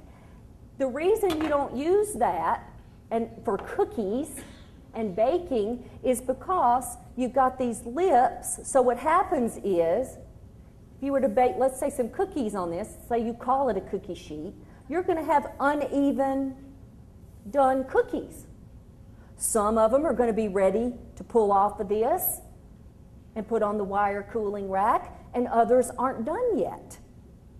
And it's because your heat in your oven, instead of just gliding across this with these no edges, is having to hurdle. You want a flat surface for your biscuits or cookies. So buy a cookie sheet if you do not want to buy a biscuit baker, and the cookie sheet is for cookies and biscuits and stuff, not a jelly roll pan, okay? All right, now, I believe Cynthia is going to come and talk to you for just a second while we're resetting some things. And here she is. She didn't have to come running this time, Cynthia. Very good. I never talk for just a second. We are so fortunate in Tennessee to have a strong dairy tradition. And when you try these biscuits, be sure you use your local dairyers, your local dairyman, Purity Dairy. And they have a new product that they've been telling us about as we've been working with them on these cooking schools called Zero Plus Milk. Has anybody tried that? The Zero Plus? I know lots of people these days are advised by their doctors to use skim milk, and they don't necessarily enjoy the look. They think, well, it looks blue. I love skim milk, but I do know that some people don't enjoy the look. It doesn't look like what they think milk should be. And they also think it's a little thin. And the people at Purity have cared enough to work and work and work at giving you a skim milk that looks more like what you're used to having, and they've also packed some extra nutrition in there too, and they call it Zero Plus. So if you are one of those folks who needs to drink skim milk or enjoys it, but you're not quite satisfied with your memories of what milk should be, do try the Zero Plus milk. For people all over Tennessee, do keep in mind that we have Mayfields in the east, Purity in the middle, and Turner Dairies to the west. And some of these folks, some of the Tennessee farmers who have dairy herds and provide milk have been with these companies since the beginning. I know in East Tennessee, over in Athens, the Mason family, they made a corn maze one year as part of their agritourism operations, and in that cornfield they cut the number 54 because that's the number of their dairy. They were number 54 dairy at Mayfield's Dairy, and they're proud of that. They're proud of that tradition, and we should be proud of that too.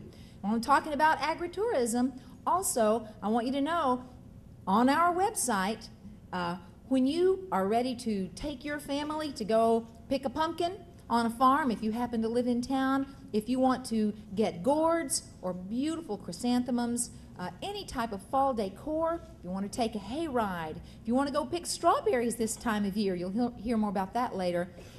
Agritourism is just a word that means coming straight to the farm to get your farm products or your farm experience. And that's another thing you can get through our website or calling our office.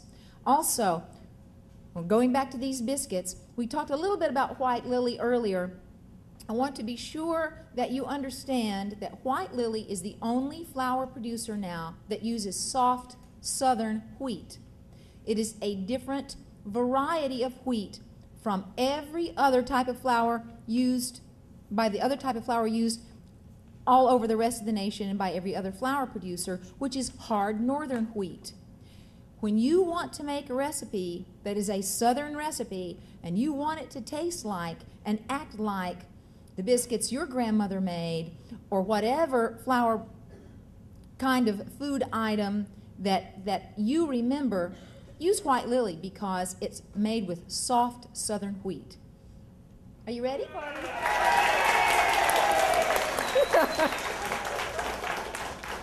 Okay, everybody, let's talk about a very important electric appliance. Does everybody have one of these at their house, a refrigerator? This is not a door prize, so you can quit thinking that this is a door prize. But it is very nice of Bradford's to bring this over for us for this today, because this is going to make this a lot easier. But let's talk about this refrigerator, because there's so many people who abuse their refrigerators. Now, let me talk to you. Y'all are going to think I'm absolutely obsessed with the temperature, but if you will think about it, everything in the kitchen revolves around the temperature of some kind. Whether it's a heat source, a cold source, room temperature, something. All right, now, as wonderful as this refrigerator is, I have no clue how cold number 4 is, or B, or D. Now, your refrigerator temperature is supposed to be between 37 and 40 degrees. I like to keep mine around 39. Now, because this doesn't give you the temperature, you're going to have to take the temperature with a refrigerator thermometer. So here we go again with the thermometers. Again, I would be giving a thermometer away with every refrigerator so that you can do this, because here's how you're going to take the temperature. Just like the oven thermometer, this has a hook at the top, or you can set it at the bottom. Now, if your refrigerator is anything like mine, this would get really abused and pushed to the back of the refrigerator if you didn't clip it. But what you're going to do to take the temperature is you're going to set that thermometer in the middle of the refrigerator. Okay? Not the bottom, not the top. And then this is what you're going to do. You're going to close this door and you're going to go to bed. The next morning, after no one has been in this refrigerator all night long, you're going to open up the refrigerator and you're going to check the temperature. Then you know whether to adjust it to 5 or 7 or 2 accordingly. If you have to adjust the temperature, you're not going to come back in just a couple of hours and check it again. You're going to go about your merry way through the day. You're going to close the refrigerator again, and you're going to go to bed again. And the next morning when you get up, you're going to check it again and make sure it's at the right temperature after no one has been in the refrigerator all day. So these numbers that are on here for cold and colder are your guide for adjusting the thermometer. They cannot tell you the temperature. So where you turn it on, you think, well, that feels about the right temperature. Nothing's freezing. Well, but you don't know what the temperature is. Now, you are going to buy 2 of these little darlings, and you're going to put one in your refrigerator section and the other one here in your freezer. And your freezer needs to be at 0 degrees all the time. Now, if you will just leave this in here and maybe clip it to the side or something and leave it in there, you will always be able to tell if there's any sort of malfunction in your freezer. It is to stay at 0 degrees. Now, let me just tell you this right from the start. Nothing spoils in the freezer. Nothing. It's frozen. The problems come with spoilage and with frostbite after we pull things out of the freezer. But absolutely nothing is going to spoil in there as long as it stays at 0 degrees.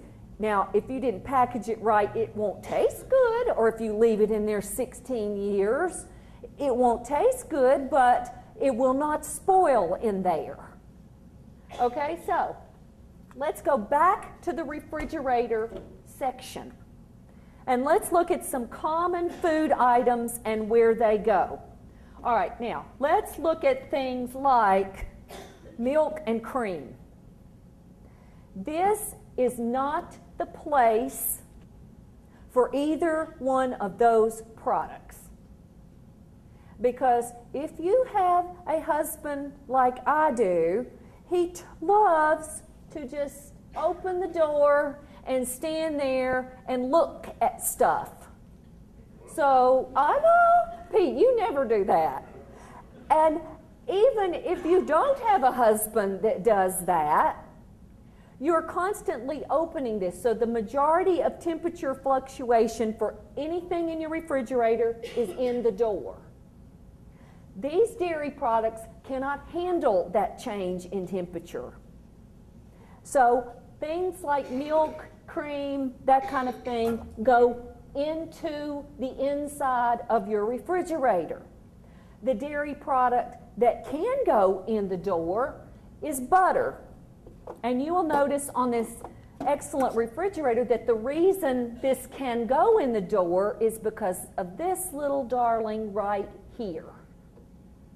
This cover over the butter keeps the temperature from fluctuating in there. So the butter can stay in there because it's not getting the warm air hitting it. The warm air is hitting the cover. So the butter can stay there. All of the rest of the dairy products go there. Now, what can go in the door? Jams, jellies, condiments, juice. These things do not care about really if the temperature is going up or down.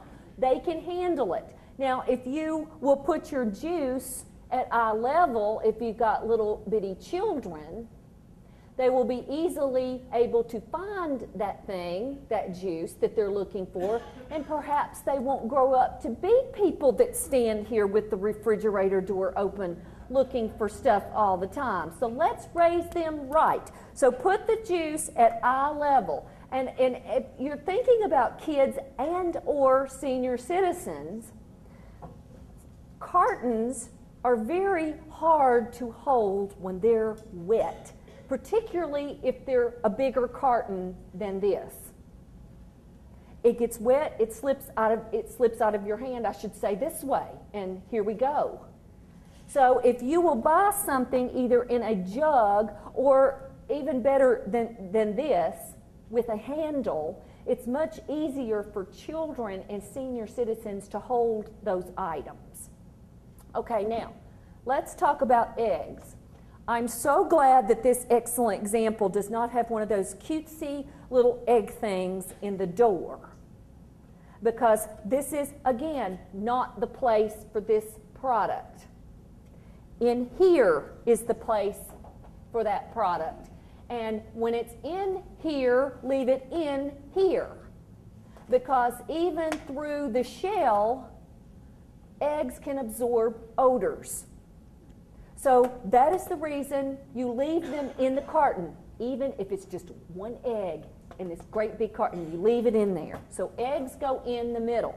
All right, now, fruits and vegetables. I'm very glad that this particular model has 2 drawers at the bottom rather than one great big drawer at the bottom, so that you can put fruits in one, vegetables in another, okay?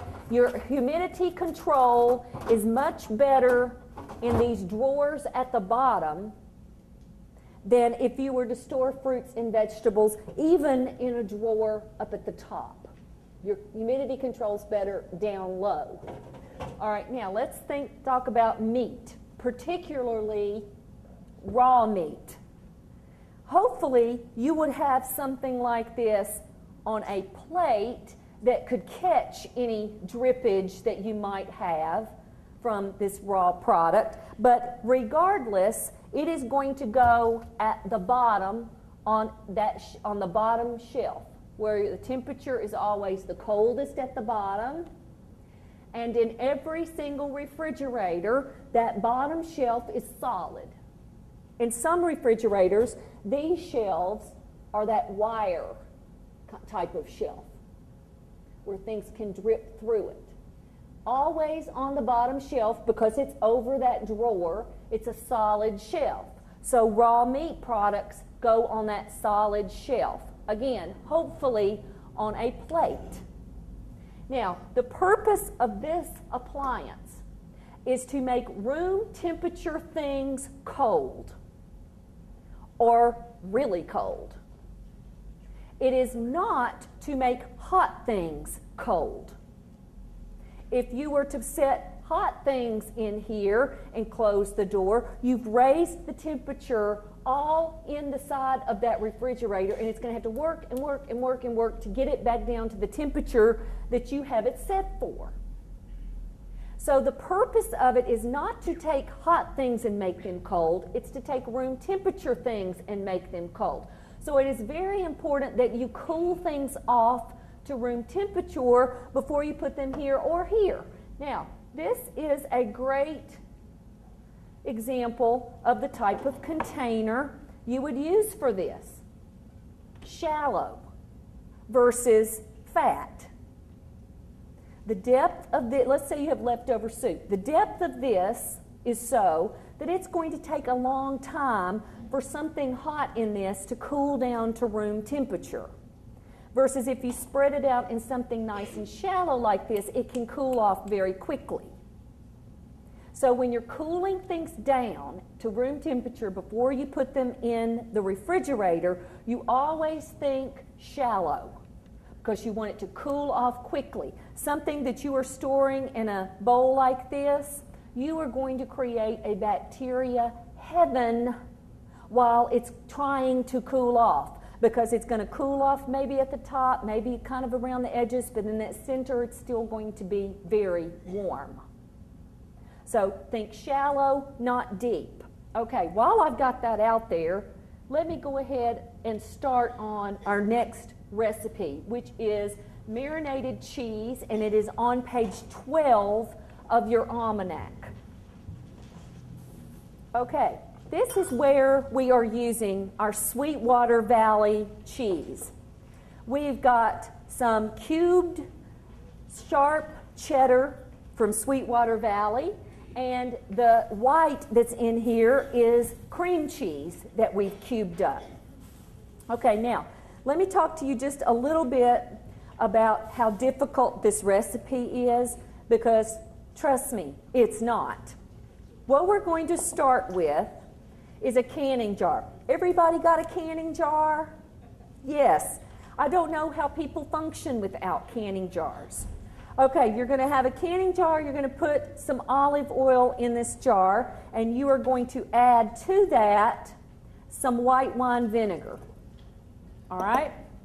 Then you are going to add this wonderful Tennessee product that is Osage diced pimentos. I'm sure you've seen these in the supermarket before. It is a great Tennessee product made in Memphis, and they are a wonderful company that makes pimento peppers. Most pimentos that are grown in the world actually end up as paprika. But this, or, you know, as a stuffing in olives and that kind of thing, or as we say in the South, pimento cheese. We don't say pimento. Nobody says that. Okay, so we're going to add the pimentos to that. We're going to add some chopped up fresh basil, some minced garlic, some salt, sugar, pepper, some minced up green onions. Oh, those were from my garden, by the way. Y'all are in for such a treat. And then some snipped up parsley. And what I like to do for parsley is just snip it up with some kitchen shears in a bowl. If you've got to measure this out, if you'll put it in a liquid measure, you can easily see when you get to where you need for the measurement on that. So we're going to add some fresh parsley to that. Now, speaking of kitchen shears, invest in some good kitchen shears, some really good ones. There's a couple of brands that I like. Hinkle or Joyce Chin are two very good kitchen shears that can go in the dishwasher.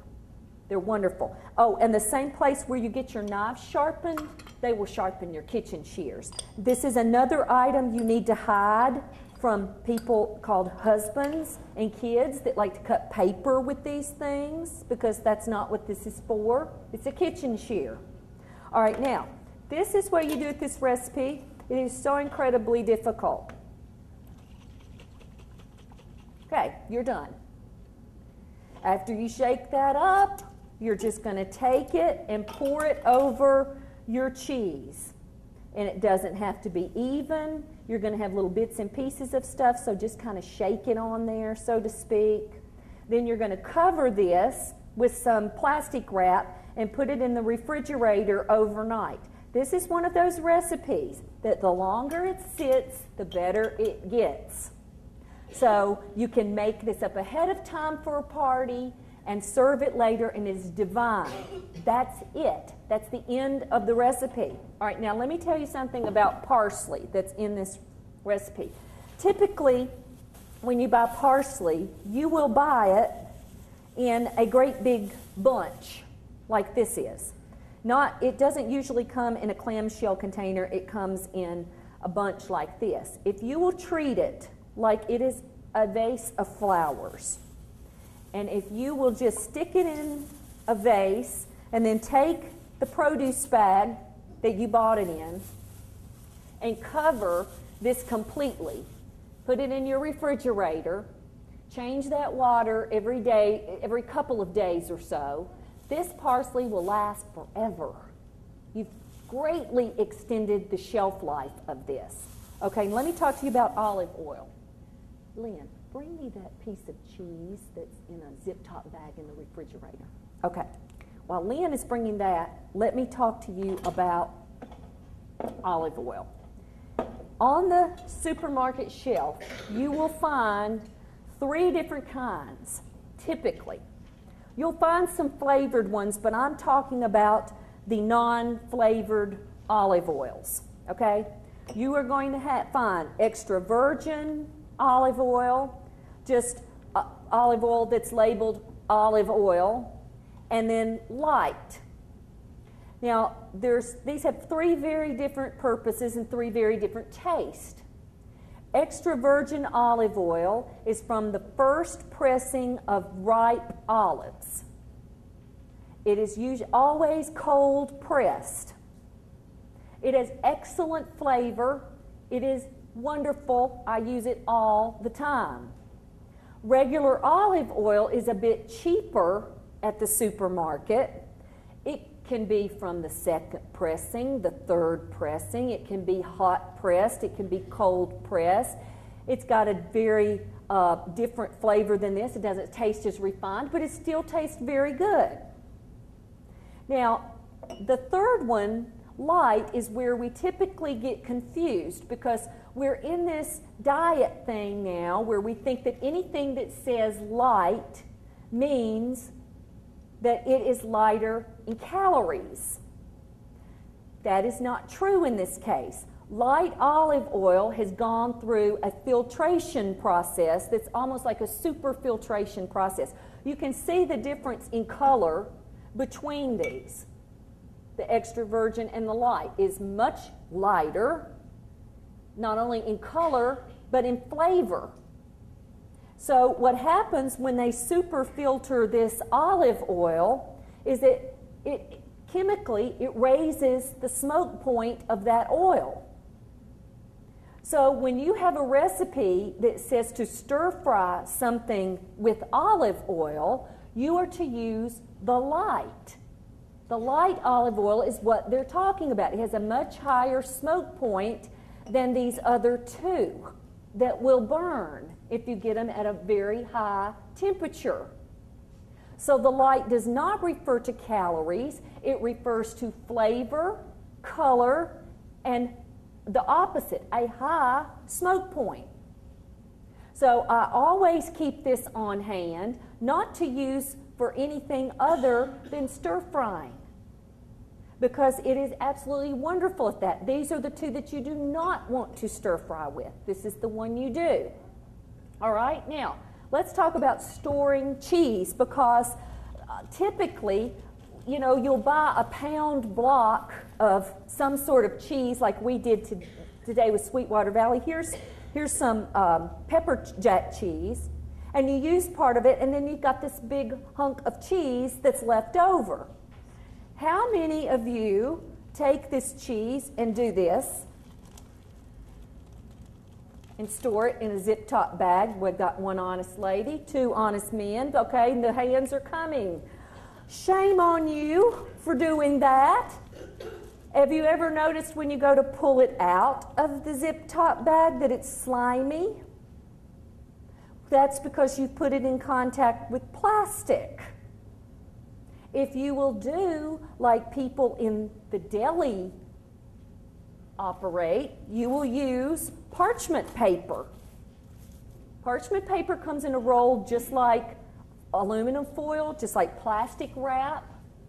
And if you will just wrap this cheese with parchment paper, then put it in the zip-top bag, you've eliminated the sliminess of that product. You can do the exact same thing with lunch meat. This is the exact same thing that people do in the deli when you buy lunch meat. They wrap it in parchment paper and keep it away from the plastic, and it extends the life of the cheese and the meat. So naked cheese in a zip-top bag happens no more in this county, right? And neither does lunch meat.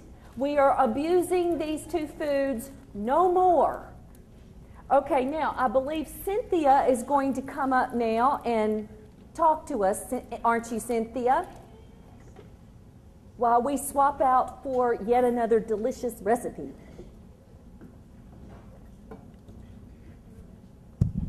I just wanted to tell you a little bit more about Sweetwater Valley cheese. How many of you have tried Sweetwater Valley cheese already? Somebody have that? Oh, it is so good. As I said before, it is our state's only truly homemade cheese.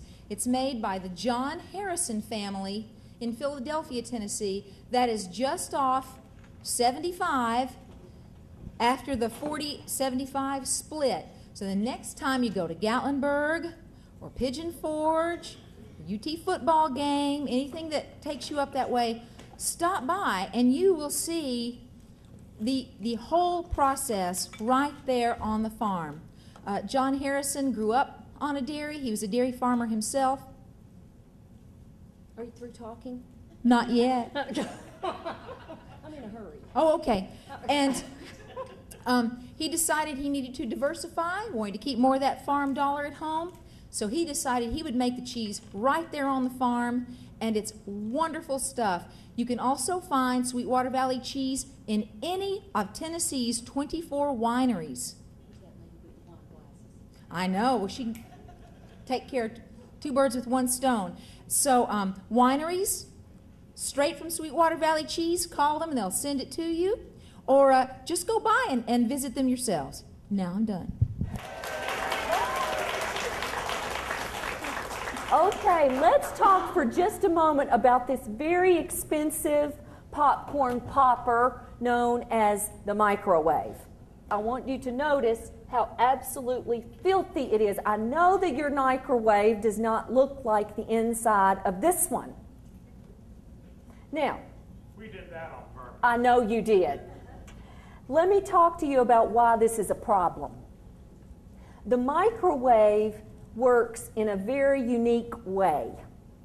When you put something in the microwave to cook, it runs a fan that blows around all these little bitty short, that's why it's called a microwave. It's little bitty microwaves.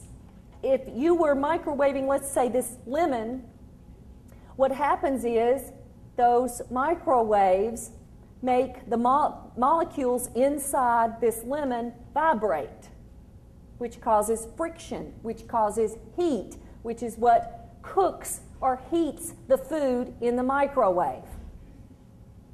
Okay, so because of that, this microwave cannot distinguish between this food that you stick in there that you really want to heat versus all this stuff that's in here that you've splattered all over the place in the microwave. So guess what it does? It cooks and heats everything in there.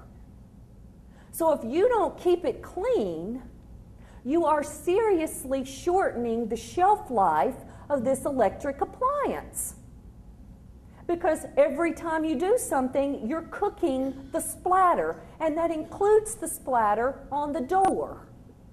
So you have to keep this appliance clean. Now, the way you do this is not with a chemical cleaner. If you will take a liquid measure with some water, and if you have an odor problem in there, squeeze some lemon juice in it, set this in there, close the door, let it come to boiling, and then keep the door closed for 5 minutes so that it creates a steam bath all on the inside of your microwave. Then after it's set there for 5 minutes, you can open the door, pull this out, and you can sponge clean everything in there. If you've really got a problem like this one does, you may have to do that a couple of times. But it is a very easy way to clean it, and you don't want to use any chemical cleaners in there because that creates a smell. Now let's talk about microwave coverings. A lot of people use plastic wrap as a covering on microwaves. I do not like plastic wrap as a covering on, not on microwaves, on food in the microwave, because it tends to melt and cling itself to the outside of your container. Then it's very hard to get off, and is hot. It gets hot. What I prefer are two different things. Either a paper towel, if you are doing something like bacon where you want steam to escape, or waxed paper if you're reheating leftovers and you don't want steam to escape, you don't want it to dry out. So if you want to retain moisture in something that you're heating in the microwave, waxed paper is it. If you want steam to escape, a paper towel is it. This is not a microwave container. This is a storage container. A microwave container is either glass or plastic. Hard plastic, not that plastic. And the reason you use this is because, you know what? I can stick this cup in there with water in it, bring it to a boil, and I can still pick this up with the water boiling in that. And the reason you can do that is because the microwaves pass right through this container. They don't heat the container, they pass right through it. They're heating what's in the container. It's the same process as when we used to make sun tea outside. We took our water, sugar, tea bags, and we set it outside, and the sun, quote, brewed the tea. The sun passed right through the glass, heated it in there, brewed the tea. It's the same way this works. So that's the reason you use plastic and glass in the microwave. You can still pick it up. Okay? Now they make these wonderful little plastic coverings that can go on top of bowls and stuff in the microwave. And hey, these are fine, but guess what? These have to be washed. Wax paper and paper towels you throw away. So these are fine, but to me, the others work just much better. Okay, now quickly, we are going to go on to our next recipe, which is country herb flatbread, and it's on page 11 of your almanac. We are using Martha White pizza crust mix for this. There are a couple of different kinds that Martha White makes, deep dish or regular. Either one works just fine in this recipe. You don't have to have a particular one. Whichever your preference is, get it. Okay, now, Laura has already gotten my pizza crust mixed for me. And let me set this right here and show you what I'm going to do. She's mixed the crust and she's let it rest. And what we're going to do, and you know, sometimes I just like to, do y'all do this? I just spray my fingers with cooking spray to kind of keep things from sticking to it. Okay, we're just going to mash this dough out.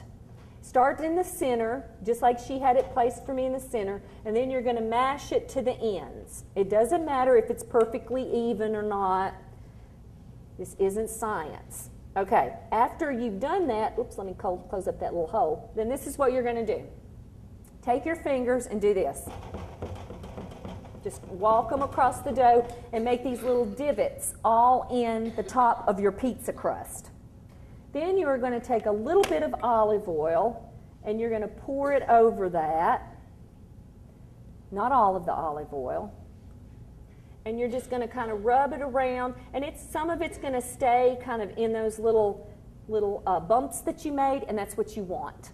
Okay, just leave them in there. Okay, in the meantime, you are going to take some rehydrated sun-dried tomatoes and just chop them up and sprinkle them all over the top of this crust. Okay, just like this. All right. Now, if your goat cheese, which is the next ingredient, is not at really good room temperature, rather than mixing it with the eggs like the recipe says, if it's still a little cold, just crumble it up like this and sprinkle it over the top of that dough.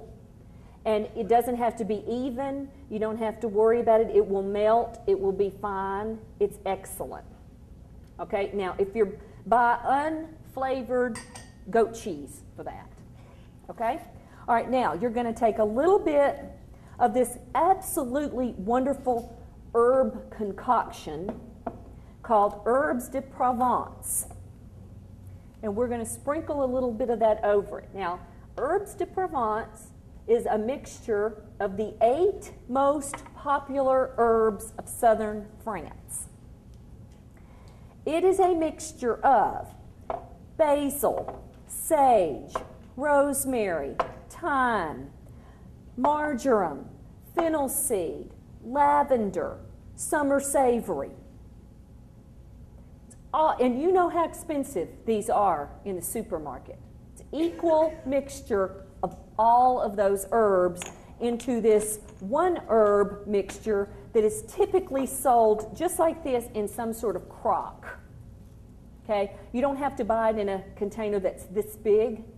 They make much smaller ones, but it's a mixture of all those, and it is perfume magic. It will transform a recipe. It is absolutely divine. Storage just stays into this crock and in your pantry. So we've sprinkled a little bit of that over your pizza. Then we're going to take the rest of our oil, 2 eggs, and the rest of our Herbes de Provence, and we're going to whisk those together. Now, I want you to look at this whisk. I do not believe in any sort of wimpy device. This is a good whisk. You want a big fat handle.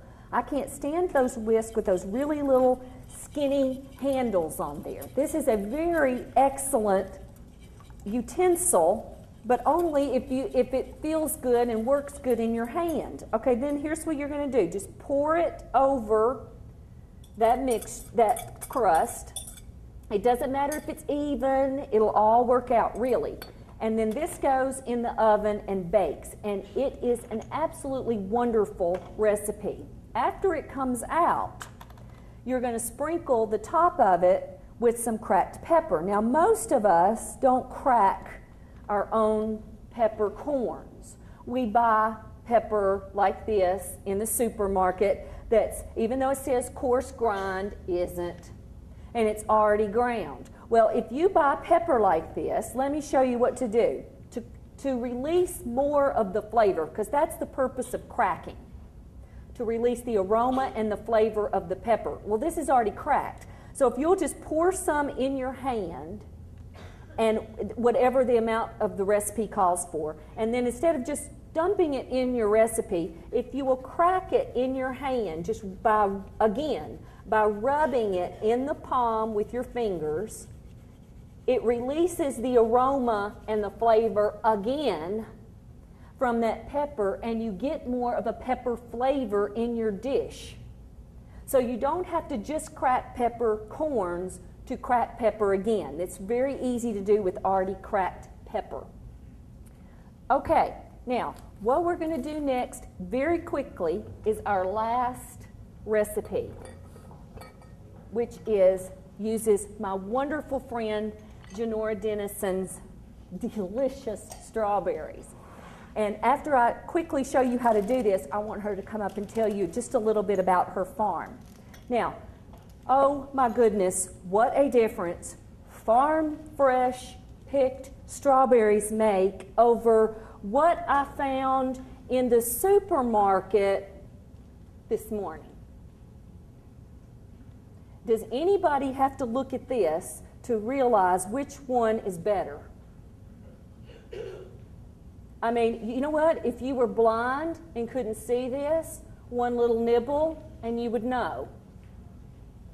Because this is the best product. And Janora understands that, because when you pick strawberries, you want this entire berry to be entirely red. It does not continue to ripen after it's harvested. It rots after it's harvested. It doesn't ripen anymore. This poor little pitiful thing from South America, or whoever knows where it came from, will never turn red. It will rot. So when you go to pick, it is very important that if it's still white at the top or has some light green at the top near the cap, you don't pick that one yet. It's not ready to be harvested.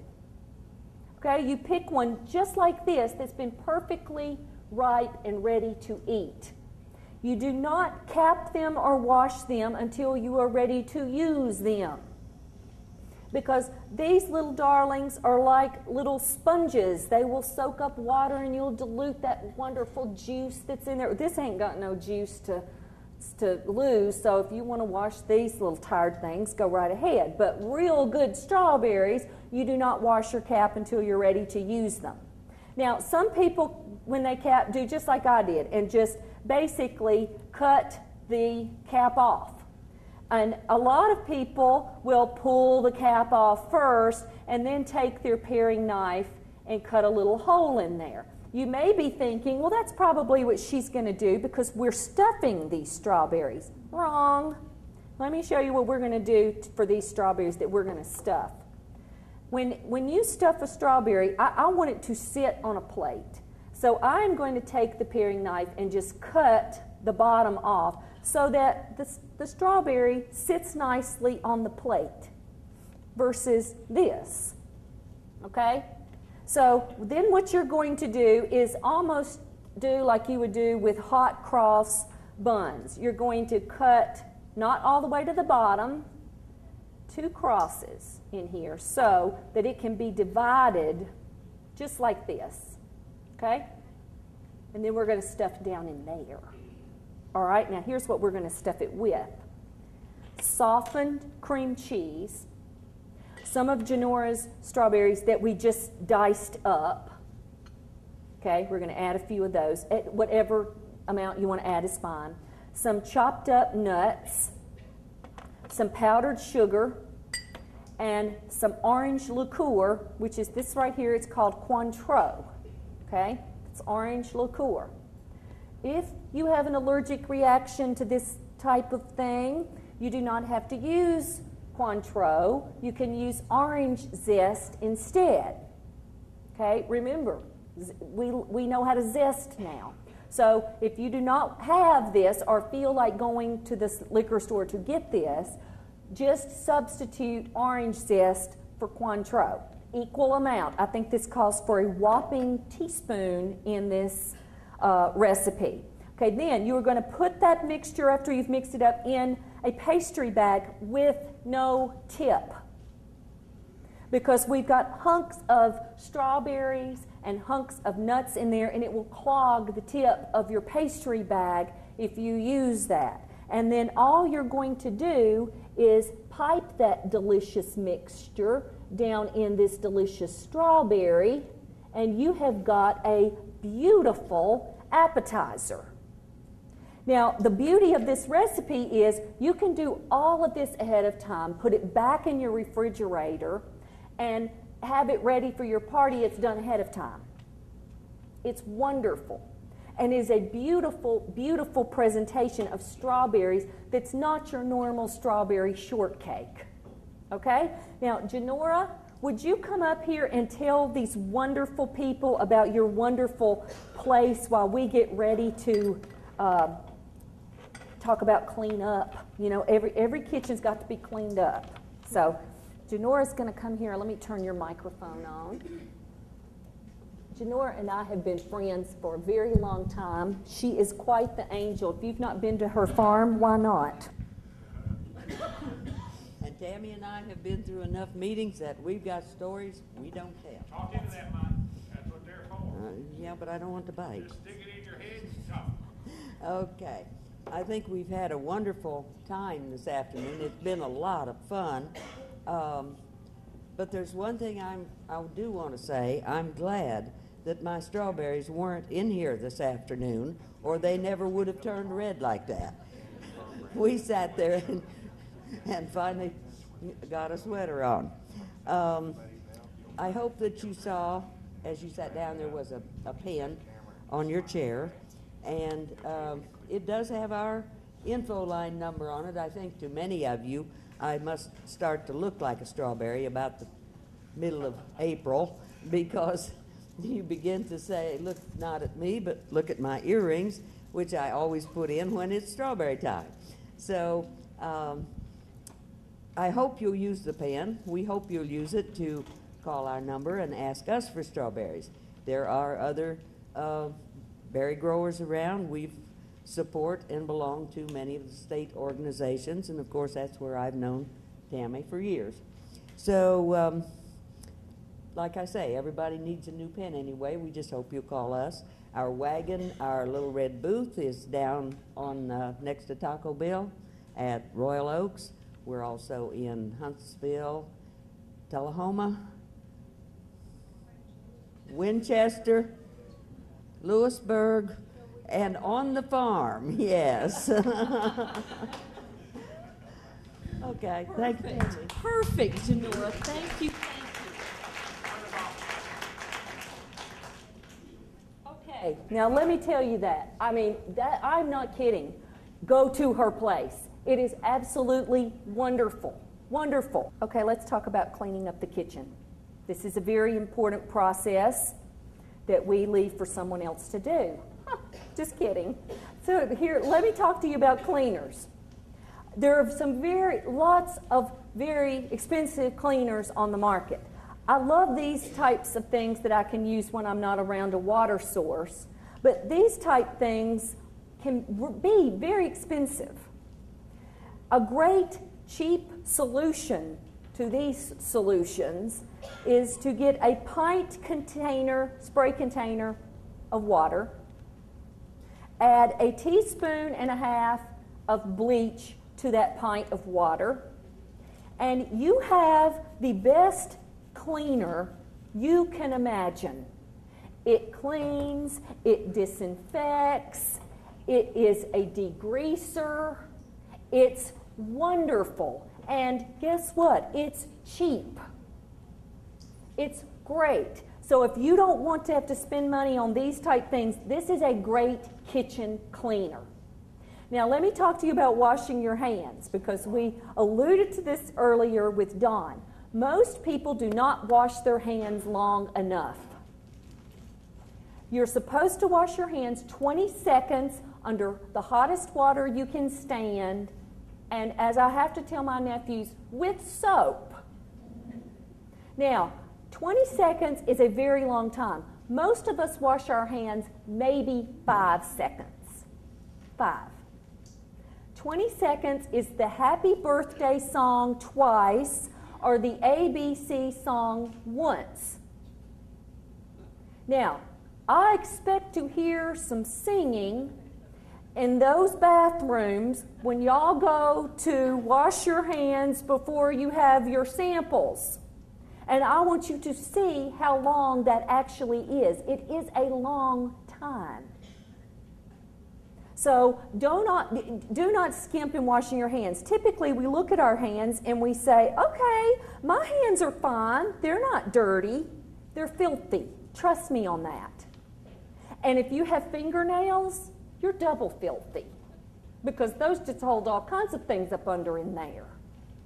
So wash your hands. These two things right here are the most common way of transmitting bacteria in the kitchen and of cross-contaminating things. Your hands. So keep them clean. Now, we want to wrap this up by thanking you for coming and telling you that we hope that you will utilize your electric appliances to the fullest capacity, and that you will keep in mind the basics that we've been teaching you today for the school. So thank you for coming. We appreciate you being here, and we've enjoyed being your host for this cooking school.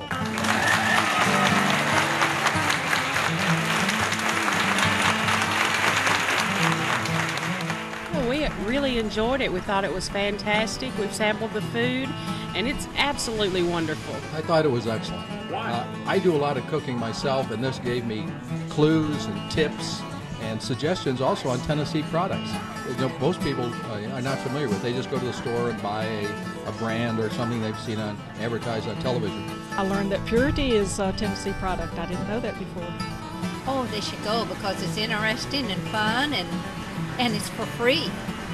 Well, for anybody that's either a novice cook or someone who enjoys cooking, Tammy covers the gamut as far as the quality of the products and the Tennessee products and how to prepare various things with shortcuts, which helps everyone.